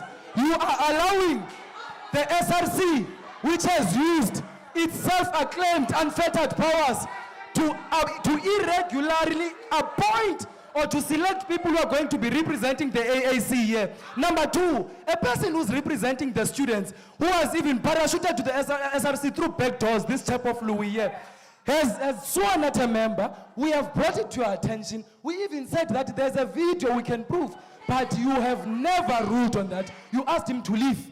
He has not left. What does the chair do when a person who has been given an instruction is not complying? What does the chair do? You call the sergeant in arms, the security officers, they must escort this individual out. You are allowing a person you have asked to leave the house to vote. Now you are going to rule on me, yet you failed to rule on Louis. You failed to rule on this conduct. You are bullying us. You are bullying us. You don't do that. This is not your house, it's our house. It's not your assembly. It's not your assembly. We deserve to get the final say in what happens here. You don't get to silence us. You don't have unfettered powers yourself. There's nothing, even in the policies, that empowers you to silence us. You don't get to silence us. So you will never, at any stage, try to suppress what we say. If you are not allowing us to speak, we will force you to listen to us when we speak. I'm not scared of what I'm saying at this stage. There's nothing wrong that I've said. If at all there are people who are going to be persecuted, start with me, because there's nothing that anyways this university hasn't done to me that is going to do to me. There's nothing. There's nothing new that it's going to do that it hasn't done. So we're not scared. Don't bully us here. If you're unfit, you must leave. Listen to your peers. Of course, that was at my peril.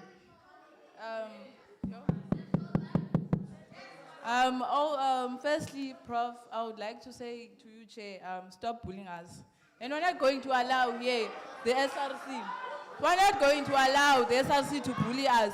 That member just bullied the postgraduate office.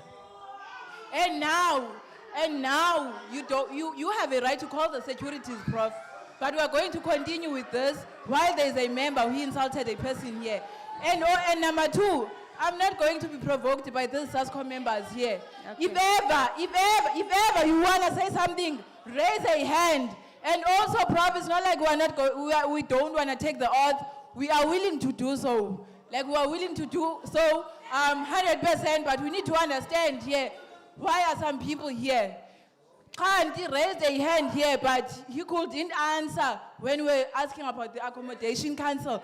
You raise a hand wanting to defend your SRC member who insulted a person, but you don't, like, you selected people on WhatsApp and you don't have answers. You are telling us that you are going to answer tomorrow. We're not going to allow that to happen. If ever there must be an oath taking, if ever there must be an oath taking, we must be aware of who is going to take the oath today, who's going to vote, and you are not going to tell us that 42 people voted for the oath taking here, because also that member raised a hand, and the accommodation, we can't have votes of people whose presence here is very much questionable. We will never do that.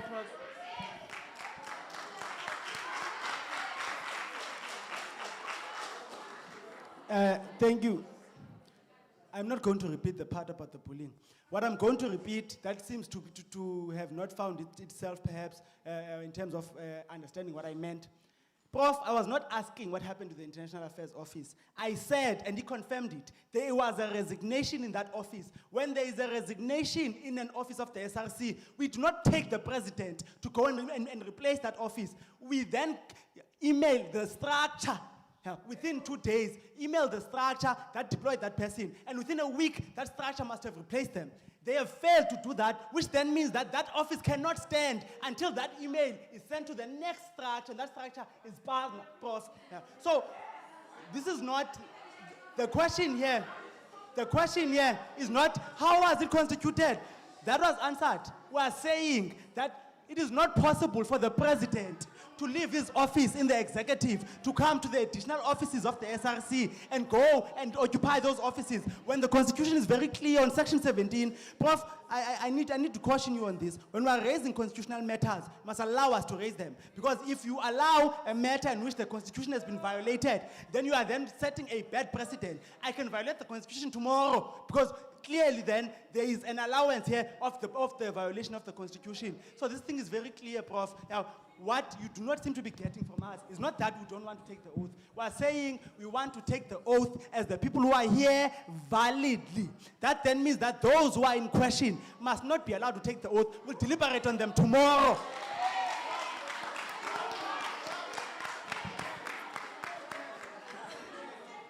I took Louis, the must last, leave, got a Prof. I took the last hands, I need to admit, at my own peril. Because, you know, one of the issues that you're questioning is why I didn't call security. Of course, I don't want to. I am not convinced. You might see it as a solution. I don't see it as a solution for a sitting like this. Because I believe that I am dealing with student leaders who are supposed to be very responsible. And I will continue to treat you with that respect because I believe you deserve it, even though you want to call it bullying. So I'm not going to call the security. Don't expect that from me. I have clearly heard that there is contestation around signing or not signing and then doing something tomorrow. I don't know how many times the advocate should explain the processes that led to the names of the people that are here. He has really done that time and again. But the acknowledgement that I have to take openly is, of course, some of you are not happy about the answers that he gave. But there are processes that we're engaged in, including the preparatory meeting. Of course, some people did not honor it, but there are those who attended. And preparations were made, questions were asked, clarity was provided, including where temporary stopgap measures had to be put in place. And it is disappointing that now we are coming into a sitting like this. It is now past 10 p.m., and we are still shouting about the same thing, even though there are clear answers that were given. I'm going to give you the last chance that we stand up and sign the oath. Because I am convinced that we have really allowed the articulation of the challenges that we are facing. To my knowledge, or to my observation, we do have a list. We do have a list of issues that were raised, and I believe that is on record. So with that record, there is further work that needs to happen. And the leaders that are unhappy have to get the answers for us to be able to move on. But let us at least do our part tonight and honor this part. I am going to ask you in signing that you look at the oath, where it's I. You start with I, and then you mention your name and surname, and you read in unison whatever is on your sheet. And when you are done, you put your signature, and we do have colleagues here who will then collect. And for tonight, there will be definitely a record of how we got here.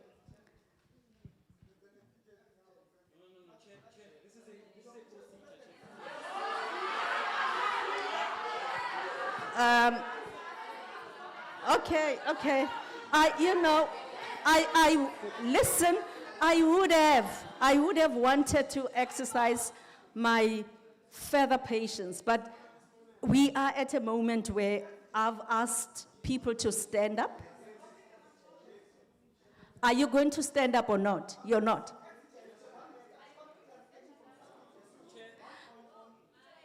Are you going to sign or not? I have said if you did not get, I want us to get through this. If with the issues that you have, if you feel, if you feel that your issues were not articulated, if you feel that the issue that you have was not articulated, it is not on record. Please don't shout at me.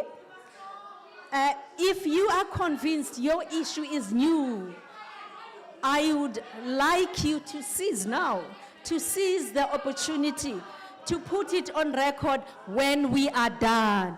I do hear your plea. Okay.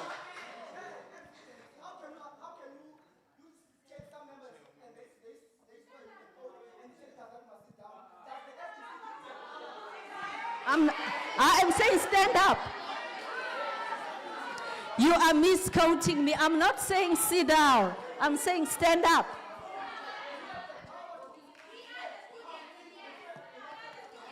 Well, for tonight, that is the record that we are going to end up with. We are going to end up with a record of the night because we have maybe two options. We can shut the show down and walk out. Or you can seize the opportunity to sign and make sure that the concerns that you have are addressed. So I am aligning myself with the second one. Can we go?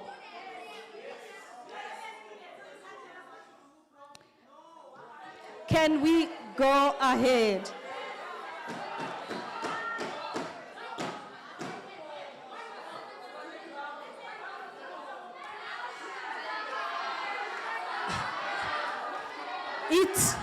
Listen to, at this stage, it is your choice. If you are seated, okay, listen to this part. I have asked those who want to sign to stand up. So it is your choice to sit. And I am not going to pull you up because I have said that is the way that we are going to proceed. Can we? Okay. Members? Okay, please. Please respect yourselves. Don't just respect us, respect yourselves. I can assure you. Okay.